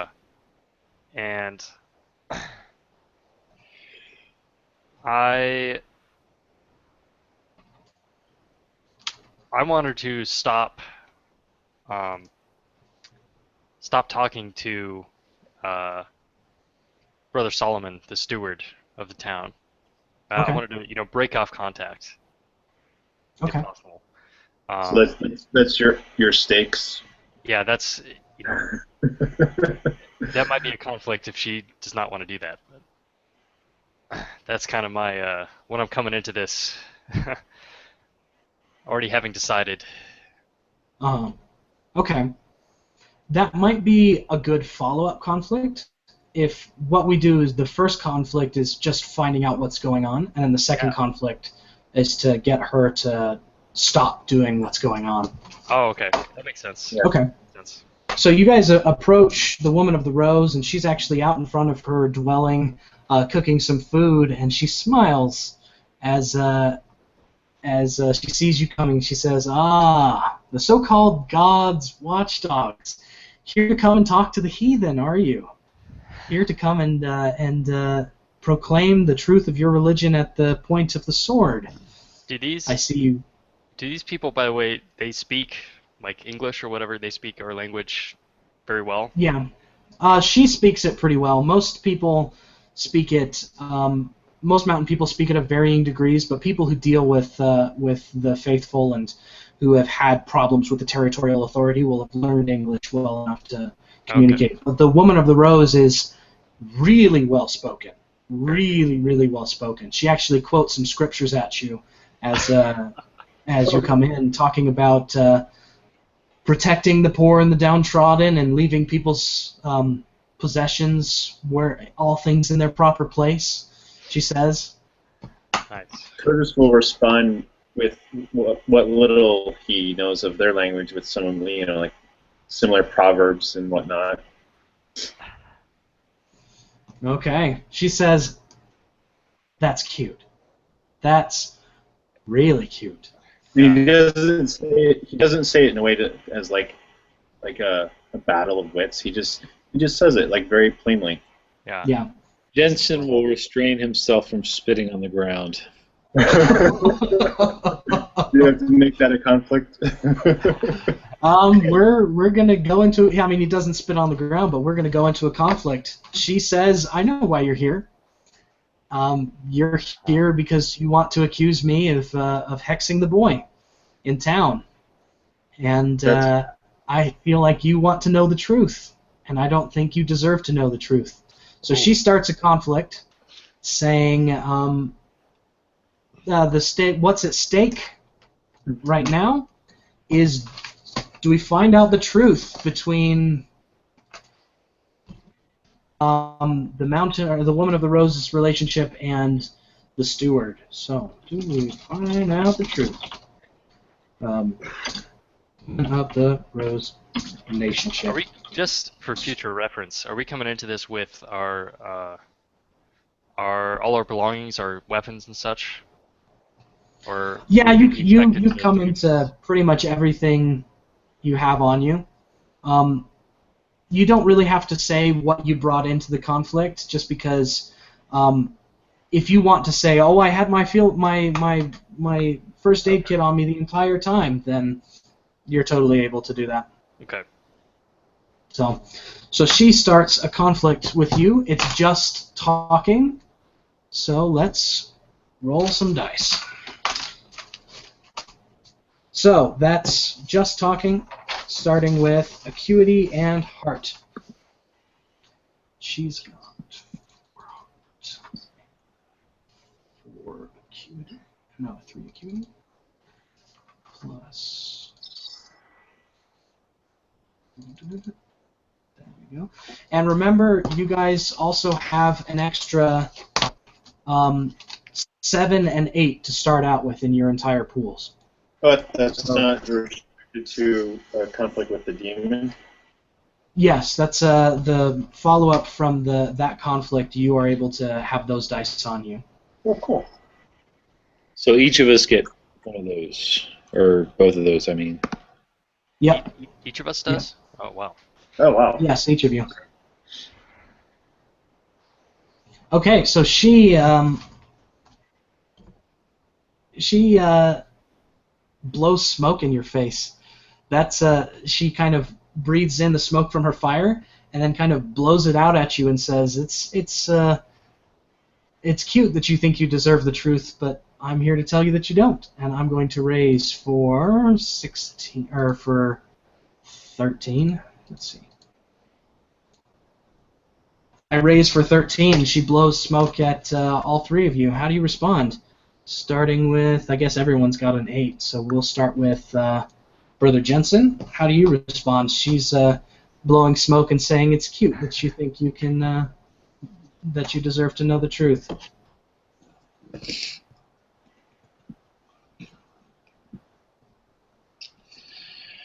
I don't know why you think this is a game, woman.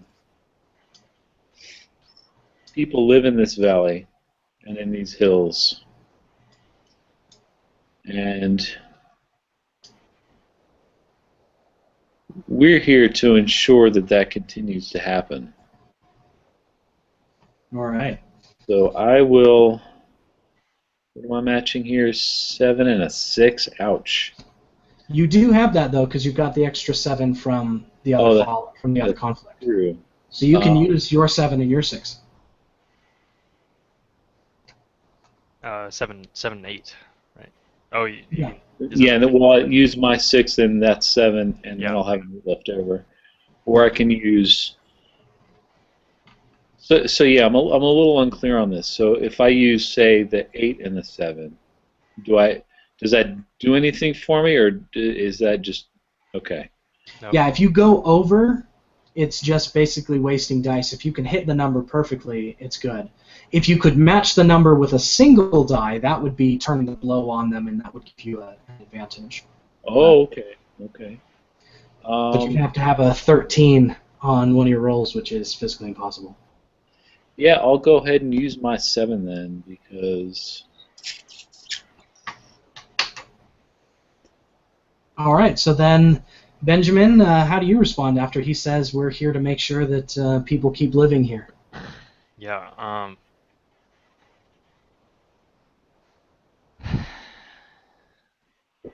You know, that steward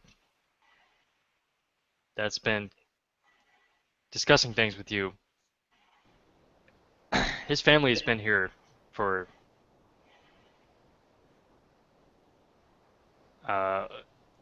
more than a century, you know. A couple of generations have passed. So he was born here and grew up here. And he belongs to this land as much as you do, surely. And 13, huh? Yeah. I'll take the blow, I suppose.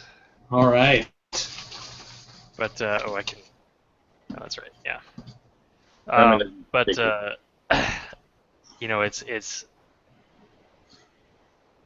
very clear that the mountain people have lived here for, you know, untold centuries and countless generations as well. So it's not much of a claim. So, yeah, you've got kind of a weak argument there, so that's how you're taking that blow. Okay. Yeah. Yeah, All right, we Brett believe Curtis. you, you know. All right. Curtis is going to take the blow. I'm going to use up my 7. This 5 here. And a 1. So that'll give me 13. Yes. And I'm going to be like... smoke in the face. I was going to say something eloquent, and now I'm like... All right. So everyone has successfully seed. Let's go back to Jensen. It's your raise. What do you do? You've got your companion coughing his lungs out over there. Never smoked before in my life.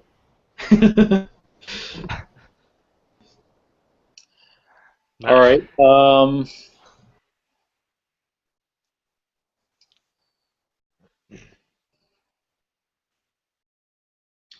So she's just still being all smug, or has she responded at all? Yeah, she's just still being all smug. I'm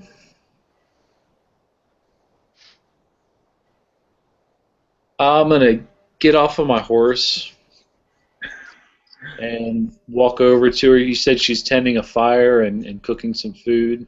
Yep. So I'm gonna there's a couple logs sitting there, I guess, for chairs or whatever, and I'm gonna sit on one across from her, and I'm gonna say,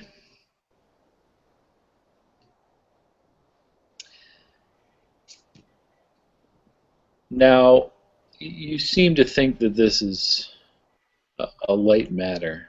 I can assure you that It will not be so. It will not continue beyond today.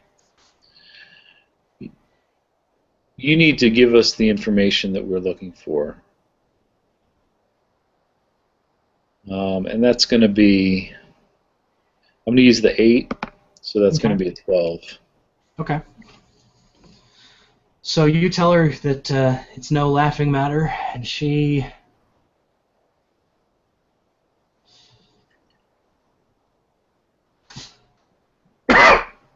looks at you sitting down there and stands up and sits next to you. Sits down very, very close to you. It's uncomfortable how close it is because she is attempting to be rather seductive. And so she adds her seductive trait. She needs a 12, you said? Yeah.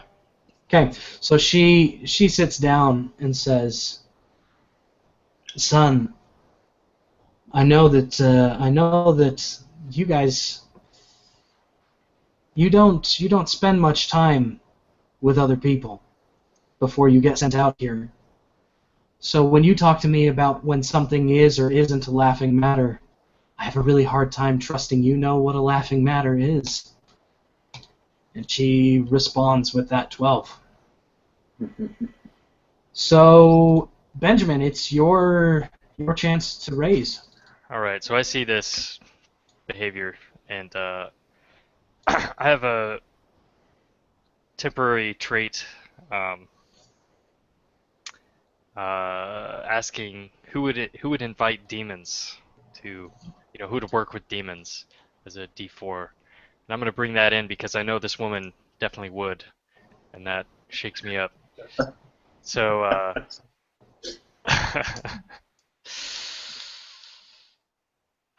I'm gonna escalate the conflict because I need some help. So we're gonna add some body, just 3 dice for me, and I'm gonna reach down. I haven't sat down yet, so I'm gonna get off my horse and rush over and put a hand on each of your shoulders and just forcibly yank you apart and kind of shove her to the ground. Oh my god. All right. Say say a little scriptural quote about the purity of the body and et cetera, and don't you touch him. And I'm gonna just go with 11, man. All right. I'm hitting hard, as hard as possible. Yeah, so you're shoving me to the side, and let's see how I. Okay, so I'm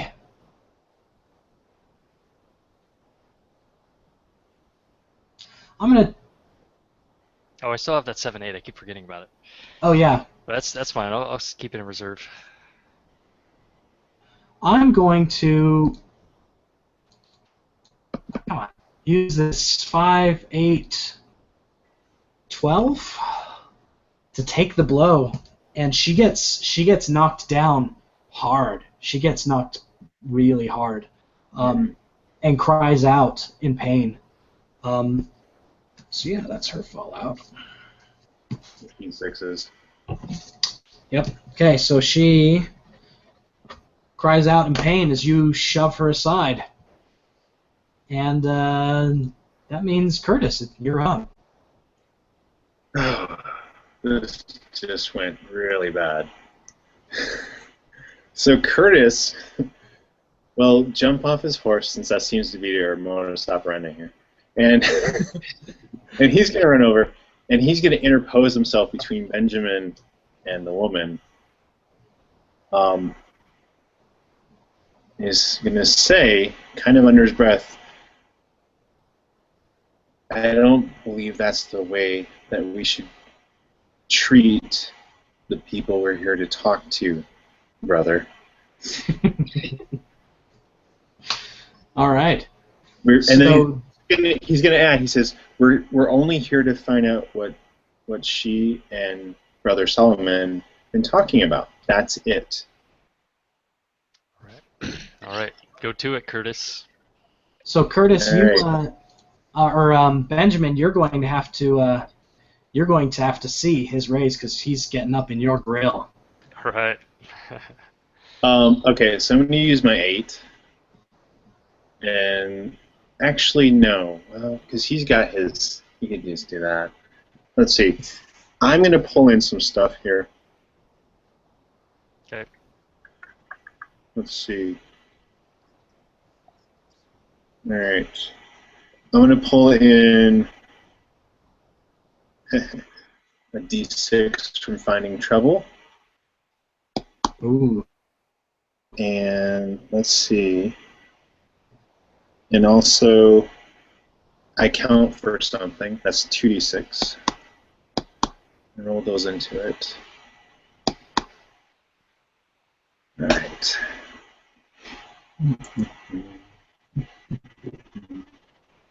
Okay, so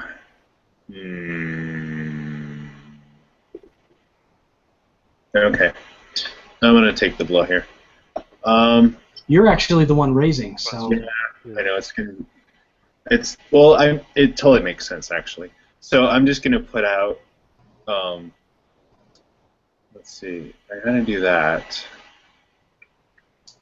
I'm gonna put out my 6. And oops, my circle over here. 6 and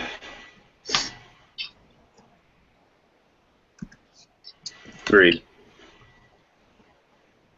9 So that's total. a 9. Okay. So Benjamin, you've got to see that 9. Okay. All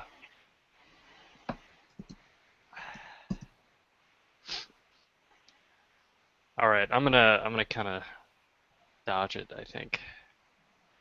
Okay. And I've left. Oh, I've got. Let's see this. So.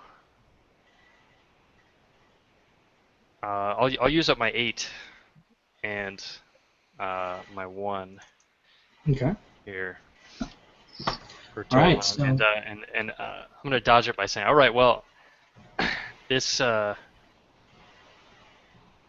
gonna redirect. You know, it's not about us. It's about her. Okay, well, why don't you talk to her then and see if you can get her to use her words.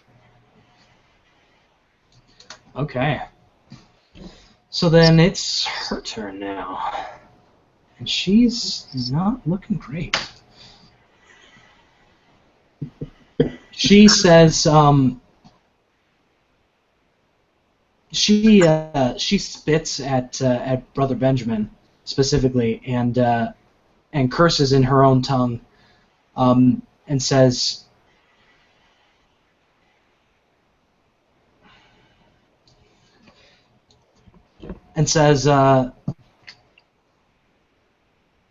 that it's not about her, it's about the steward, and it's about the steward bringing this on his own head, and that he came to see her. But yeah, she spits at Brother Benjamin specifically. How do you respond, Brother Benjamin? All right. Well, I just happen to have a 7. Reverse that blow. And yeah, I don't know exactly what I'm gonna say, but I'm definitely doing that. Yeah. So, and I've brought in this. I brought it up to physical. Yeah, you're physical, although she is not.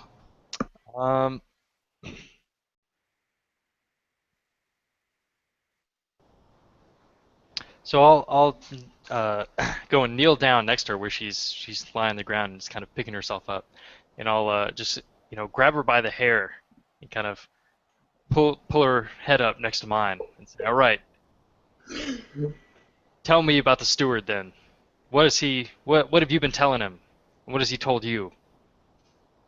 All right. So you've got your 7. That means who's got the highest left so far? Brother Curtis, I think you are the next to raise. Okay. Or why don't you tell your friend here? Brother Curtis says, please unhand the woman of the rose so that she might share what the steward has been coming here for. Yeah, and I'll kind of pull her up and get her up on so she can sit. Okay. But I'll let her go after that. All right. So what are you raising with, Curtis? Okay. Well,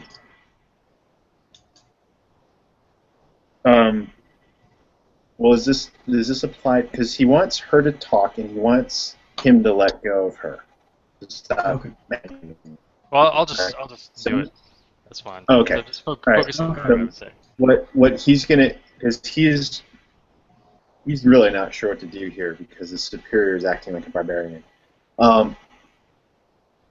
which of course for other people would be quite normal. So he's gonna put his 8 out there that he had in reserve. And let's do this so I can see it better. 8 and a 5. So there you go, 13.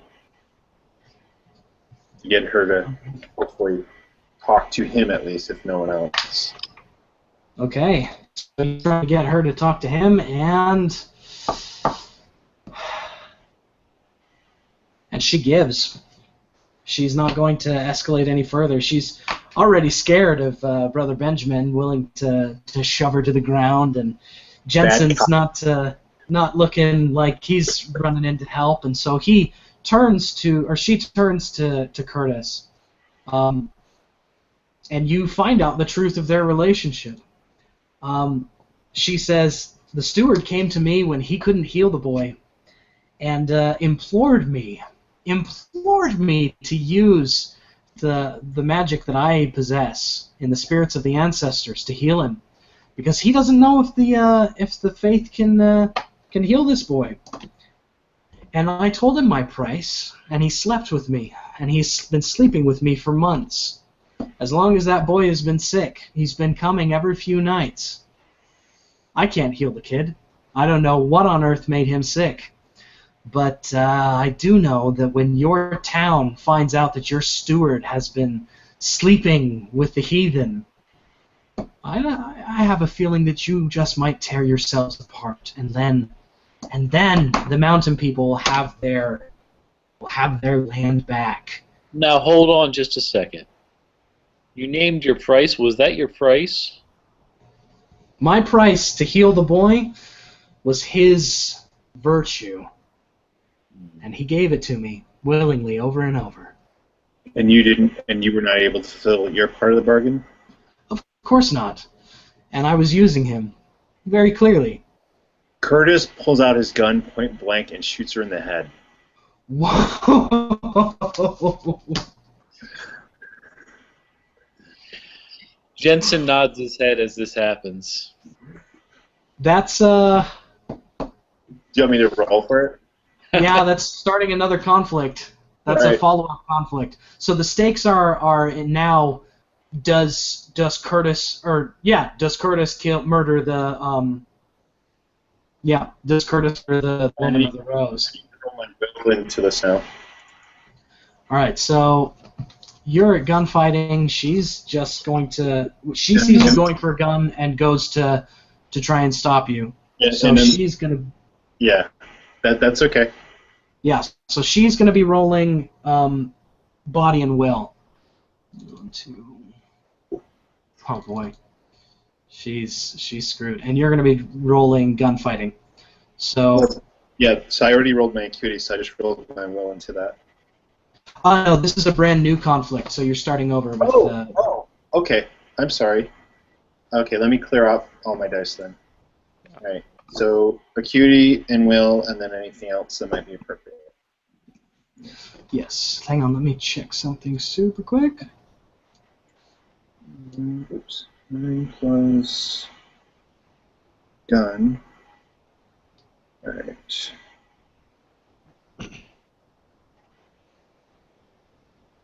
Okay. Alright, so I'm rolling my acuity plus will, which is 9d6, plus gun, which is 1d6, plus I'm a dog, which is 1d6. So that's 11d6. Oh, wow. Not awesome, but you And know. then you're. Oh, that's not including your gun. No, that's my die is in that. Oh, you've got an extra D4 for that gun as well. So. Okay, Yeah, should be a D4 in somewhere. let's do this thing. Wow. Okay, so you pull the gun on her and shoot her for what, 9?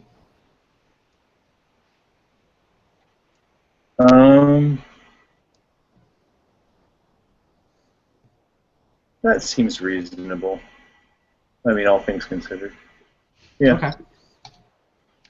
Point She, blank. the way that she responds is she,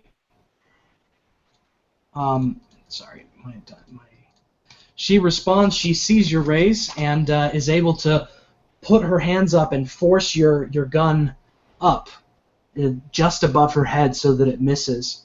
And then she goes for her, she goes for a knife and goes for your ankle for, oh boy, this isn't much. 10. If anyone else wants to jump in, they can. I can respond to that if you want. Yeah, you got to respond first, and then anyone else, if anyone wants to aid you, they can, but... All right. So I also have a knife. Let's see what else. Oh, her knife gave her an extra D6, sorry. I'm gonna have a knife plus find trouble plus, let's see. Oh, I'm gonna add in my D6 from trick shot since it's not aiming directly at her anymore. All right. Okay. Oh man. So you've got to match 10 to keep her from slicing up your ankles. Okay, so I am going to trick shoot off of the metal pan that she's using to cook with that's hanging up and to hit her blade. So I'm using the 4 and the 6. Nice. All right, so you knock the blade away from her completely. So she's disarmed? Yeah, I'm just gonna give you the disarm, but she's still coming at you. She looks up at you and then comes for you. It's your raise now. Okay, I'm going to pull out my knife and say an invocation in Mountain People of basically you're an oathbreaker and you will basically not make it to the promised land and go to stabbity stab with her. Well, This would be the very first person that Curtis has ever. Yeah, you're Try on this. your own, buddy. I think this will be a good All right, learning so experience for you.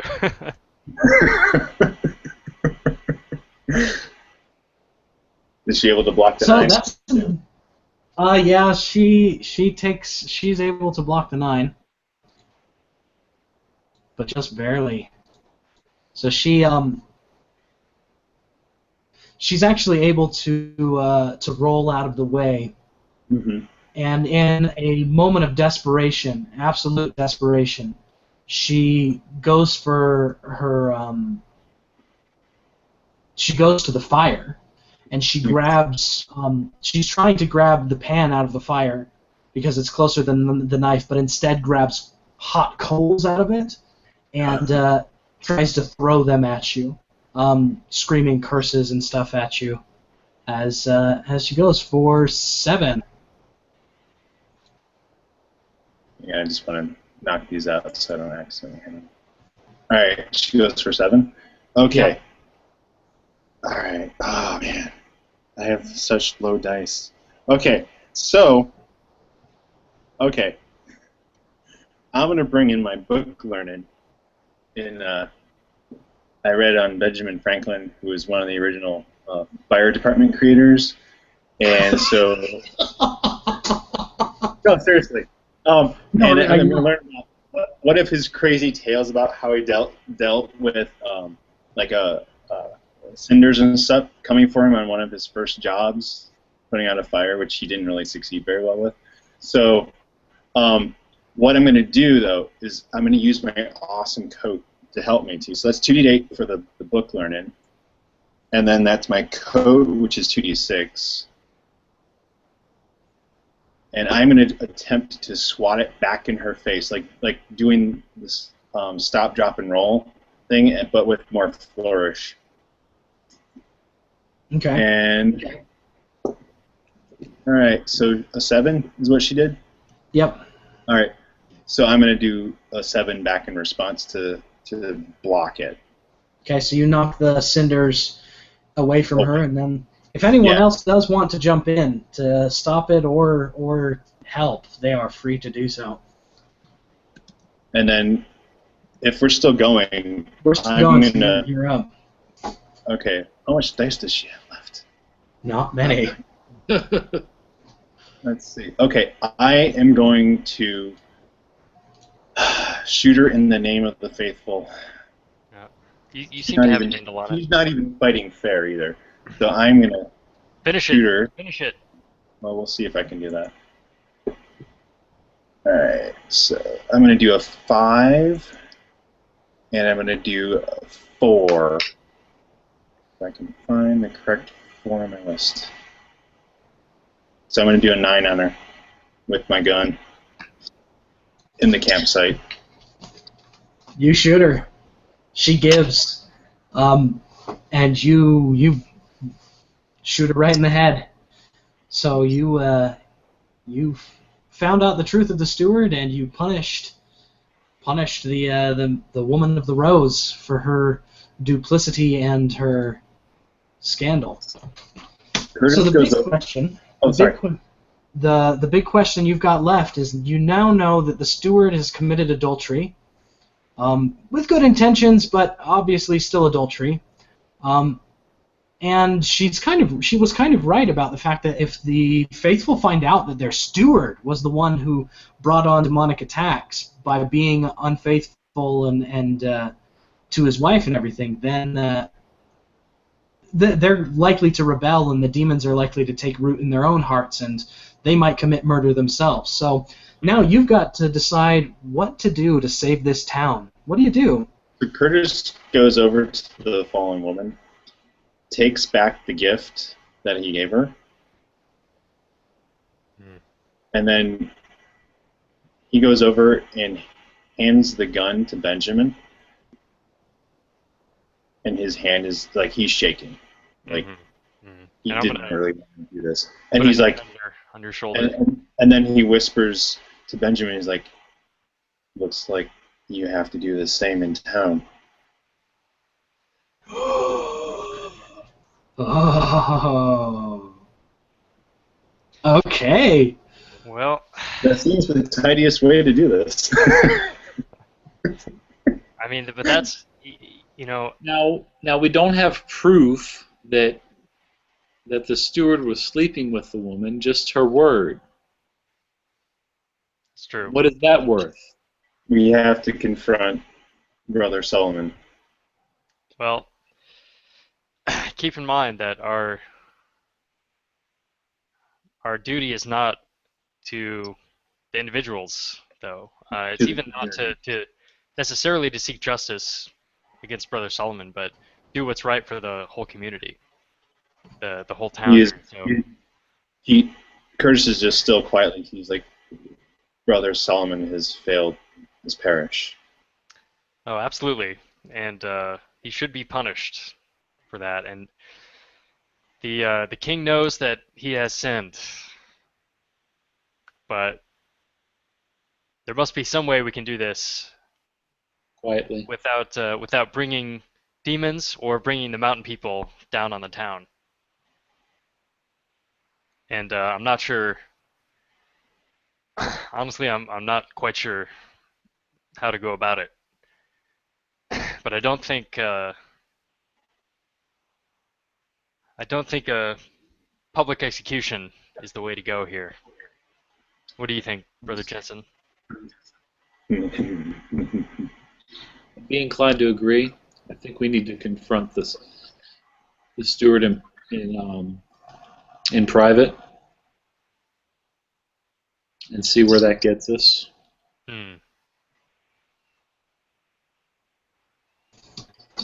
This is awesome. This was the moment Curtis, I've been waiting for the entire game. So this is man. Okay, this is why Dogs in the Vineyard is such a cool thing, because you have like the most difficult decision. Yeah. Okay, so real quick, the chieftain and a bunch of other mountain people come running after hearing the shot. 2 shots. Yeah. And 3 shots. 3 shots. Yeah. was it 3 shots? Oh, 3 shots. After hearing 3 shots. First shot and final kill. Yeah. The the trick shot. That was awesome. So the chieftain shows up, and he looks you guys dead in the eyes, and then just nods, and he's like, he turns around and says that and denounces the woman of the rose. Says that what they've done is wrong. He stands by you guys, and that if anyone has a problem with it, they can take it up with him. And he says, we are not here to start a war. We are not here to fight. Yeah. The woman of the rose was threatened to bring destruction down on us, and now destruction has fallen down on her. The universe is equal. Our ancestors are honored. Let us go into the mountains, which is their term of peace. Let us find peace. Let us go into the mountains. And he dismisses you guys. So you guys. Yeah, I just want to say to him, real quick, and I get the gist of what he's saying, but I'm just gonna say, don't come into the town for 2 weeks time, and let things settle down there before resuming trade. But trade will be open. Good call. Very good call. All right. So, you guys, I take it you're going to return to the town and confront Brother Solomon in public or in private? Definitely private, I think. Yeah. I'm trying to think if we should.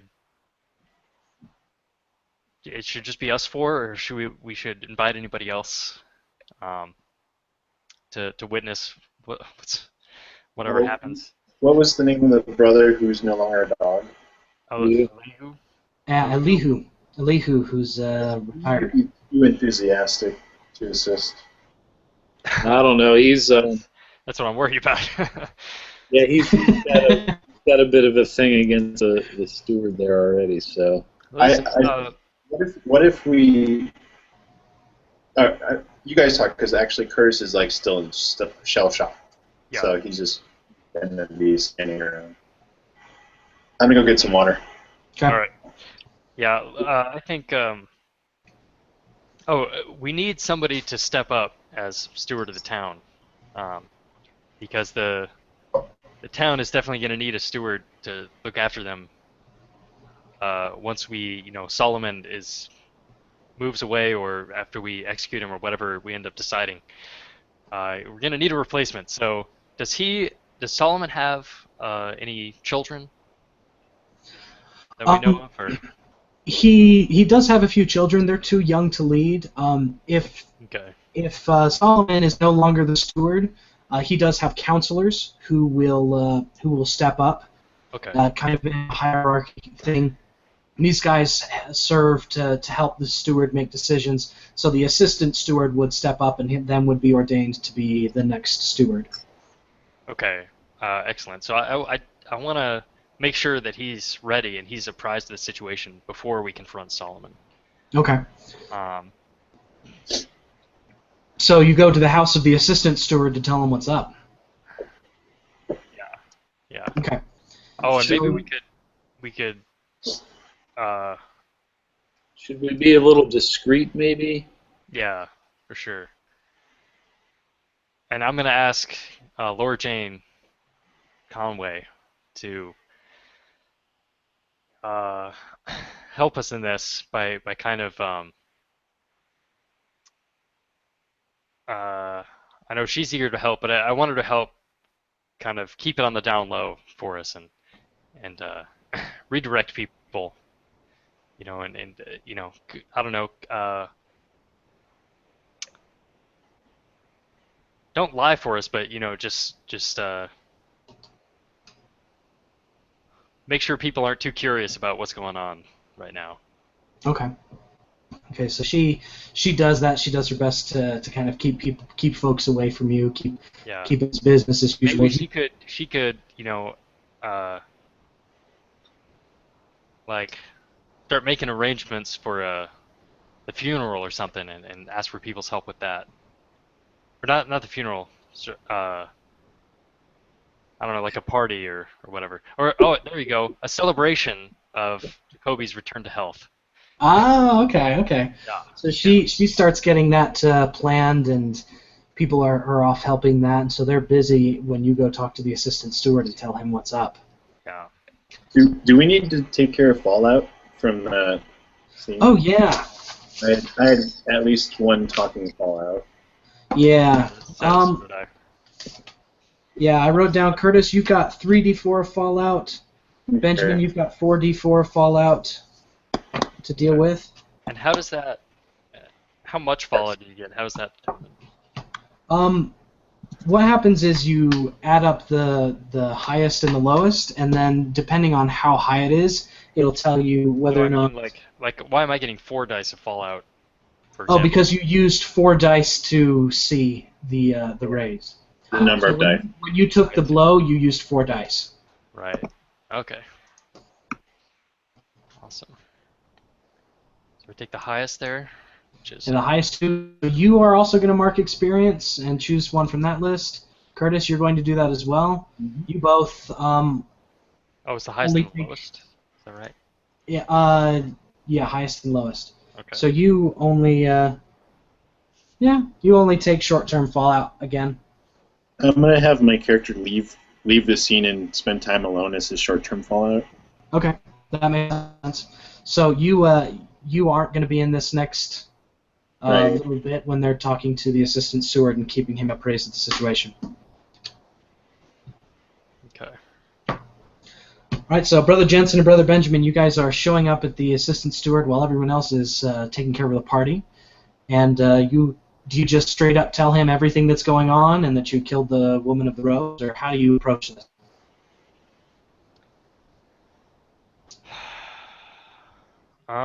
Good question. Yeah. Let me let's deal with this fallout real quick. There's -1. I'm thinking. What am I thinking?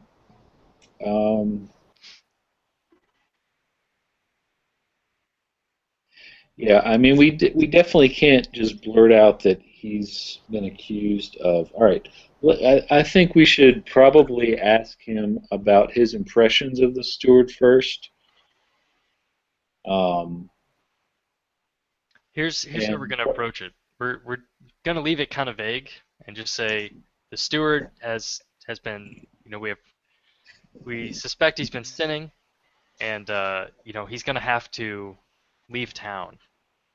And so we're gonna ask you to step in at least temporarily, while we purify him, kind of do. So we're gonna do very kind of vague, like we're gonna take care of him over here, and just so he has some warning. Okay, so he basically he's confused and he's just okay, this is not what I was expecting to hear this morning, but I'll be ready to serve any way that the king asks me to. And so he agrees he'll be ready to step in, and he promises he won't tell a soul. He won't tell anyone at all about what's going on. He wants to be very, very discreet about what's going on. Yeah. So, real quick, Curtis, tell us just a few sentences about what you thought about and how you spent your time alone, and then we'll get into your how you were going to confront the steward. Sure. So Curtis goes back, and his whole life has been changed.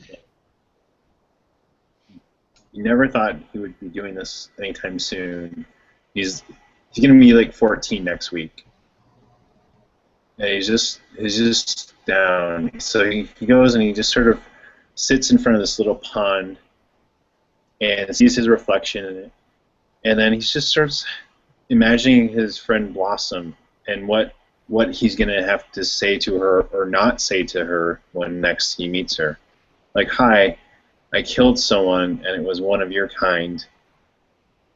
And there's no real right words to justify it, even though, according to the law, she did violate her word and whatnot, did bad things. So he's just in this imaginary conversation with somebody that's just not going to go well. That's good. Well, I mean, it's really sad, but that's good. That's cathartic. Because he's like, I can never go home again now. It's like, I'm never going to be that same wide-eyed kid anymore. Yep. Life of the dog. No matter what you do, you can't go home again. You will be changed. All right. So you guys wanted to confront the steward in private, right? For sure. All right. So you meet up with him, and he lets you into his study, which you already recognize, Curtis. And he says, "I thought I heard some gunshots on the wind earlier today. You boys been up to any trouble?" Just rattlesnake. Never mind that. We're curious. We've heard some rumors about maybe some excursions you've been taking, some dealing. Sorry? He gets really pale. Some dealings you've had, perhaps, with some of the mountain folk. And we just wanted to clear that up. He says, I'm not sure what you're talking about there, Brother Jensen, but he's getting scared. You can see it on his face. I think you are. Can I ask a question real quick? Are we capable of making judgments and rendering punishments aside from killing people? Like, yes, we could proclaim that they have to do a certain thing or whatever, right? Yeah, totally. Okay. I would like to avoid killing this guy, if possible. Okay. So yeah, he's getting scared, and you can see it on his face. He knows what you're talking about, but he's just too proud to admit it. He might need some coaxing one way or the other. Okay, so Curtis, who's not saying much, pulls something out from within his coat and throws it on his desk, and it's her scalp.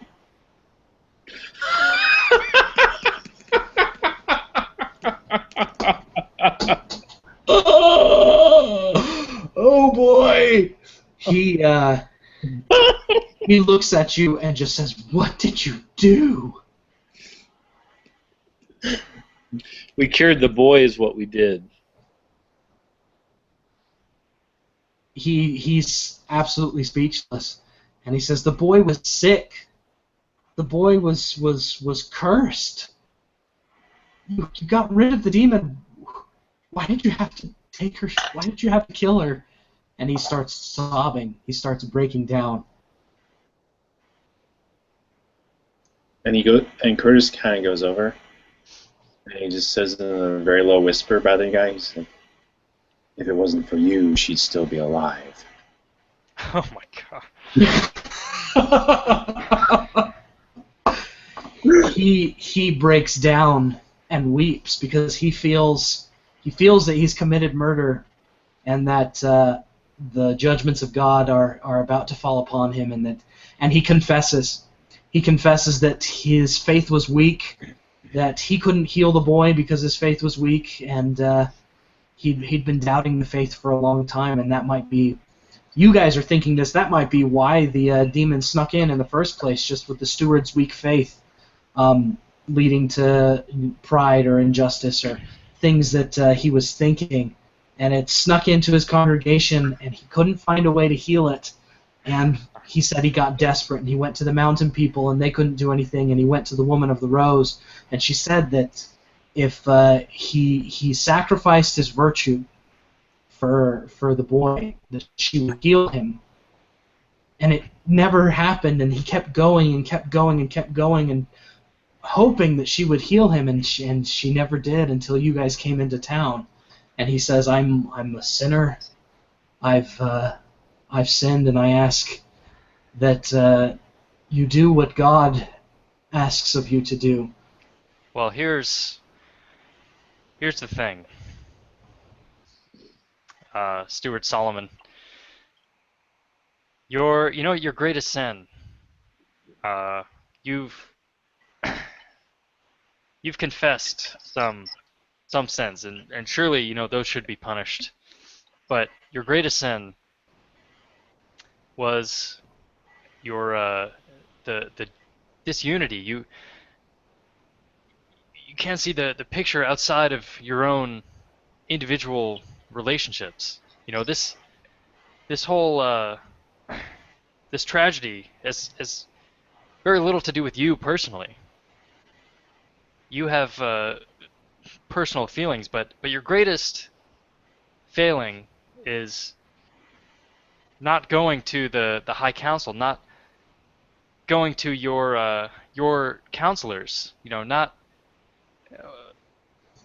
relying on the people of your community and reaching out to them for help. You have a whole congregation around you. Don't you realize that? And it's them you put in danger.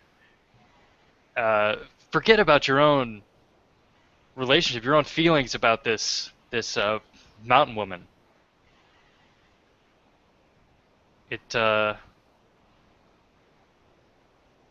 That's what saddens me is you even ignored your own family, your own wife. That's who you failed. Is yourself. Your whole community is who you should have relied on. They could have helped you, And he just sobs. He just weeps, and he says, "You're right. You're right. And I don't know how to make this right, but by the King of Life, I hope that you do." Judgment time. How are you going to solve this, guys? All right. Excellent speech there. Yeah, we're gonna take him. Should we take him to the High Council? Well, I mean, we can render judgment ourselves, but I think definitely he should leave the community. Exile? Yeah, that he failed. We should go on a search for Spirit Quest or something. I don't know. You could send him to Bridal Fall City.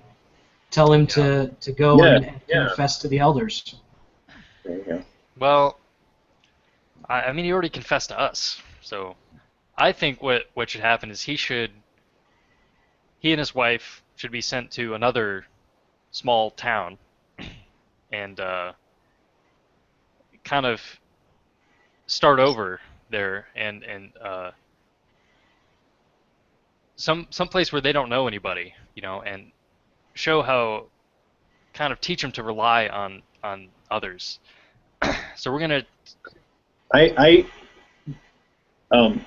Wouldn't it be a stronger test of character to stay within the community? Because even if he and his wife go to another place, it is quite possible that it could slip out what happened here, or news could travel to here, and that could just bring up a whole bunch of crap. Well, that's kind of my concern if they stay. Yeah. Because how else do you explain him not being the steward of the town anymore? Well, he could be called away on a mission, or people are already talking. Yeah. Yeah. No, I think for the sake of the rest of the congregation, we need to remove this man and restore a sense of unity to the community here. So, in a way, it doesn't really matter what happens to him, right? He just needs to get out of here for the sake of the community. But for his own sake and for his wife's sake, I think they should be. We should take from them their, his station and his belongings and that, and send him to a village where he doesn't know anybody, and kind of, force him to build those relationships anew with his wife and his kids, and with the people of the community. That's my opinion. I agree. That's fine. All right. And as the most sanctimonious and the most stubborn among us, I shall prevail. We should send him down to Conflict. that great land of Mexico that is growing. All right. Wow, send them into the desert, sort of Yeah. into the scrubland in the south. Exactly. The great prophets go into the desert. Yeah. All right. Very well. So you guys, your judgment is to send him to another town and call the new the assistant steward to be the new steward, so that not everyone really knows what happened. They just know that he moved away and hasn't been heard from since. And the chief keeps the mountain people away for at least 2 weeks before they come in and everything's set. You guys have successfully passed judgment on the sins of the town. Congratulations, dogs. All right. This has been Dogs in the Vineyard. Thank you for playing. I've been your GM this morning. Thanks Please. for running. Thank you very much for Not a running and everyone else. Yeah. Thanks, Kyle. This Crossed off was- my bucket list. Say what? Crossed it off my bucket list. I finally got to play. Yeah. Oh man, I really enjoyed it. Tell you what, this is Dogs in the Vineyard Yeah, by it's good. Baker. And by the way, in case you didn't know, this is Indie Plus Game Night, Games in the Bar event, which we do every month. And you should Every check out month. the other Indie Plus events going on. It's all kinds of stuff. So, I don't know. We can do feedback and stuff off air if you prefer. I'd prefer that. Okay, cool. Please tear me apart. All right. So, thanks you guys. Thanks for running, and we'll see you next time.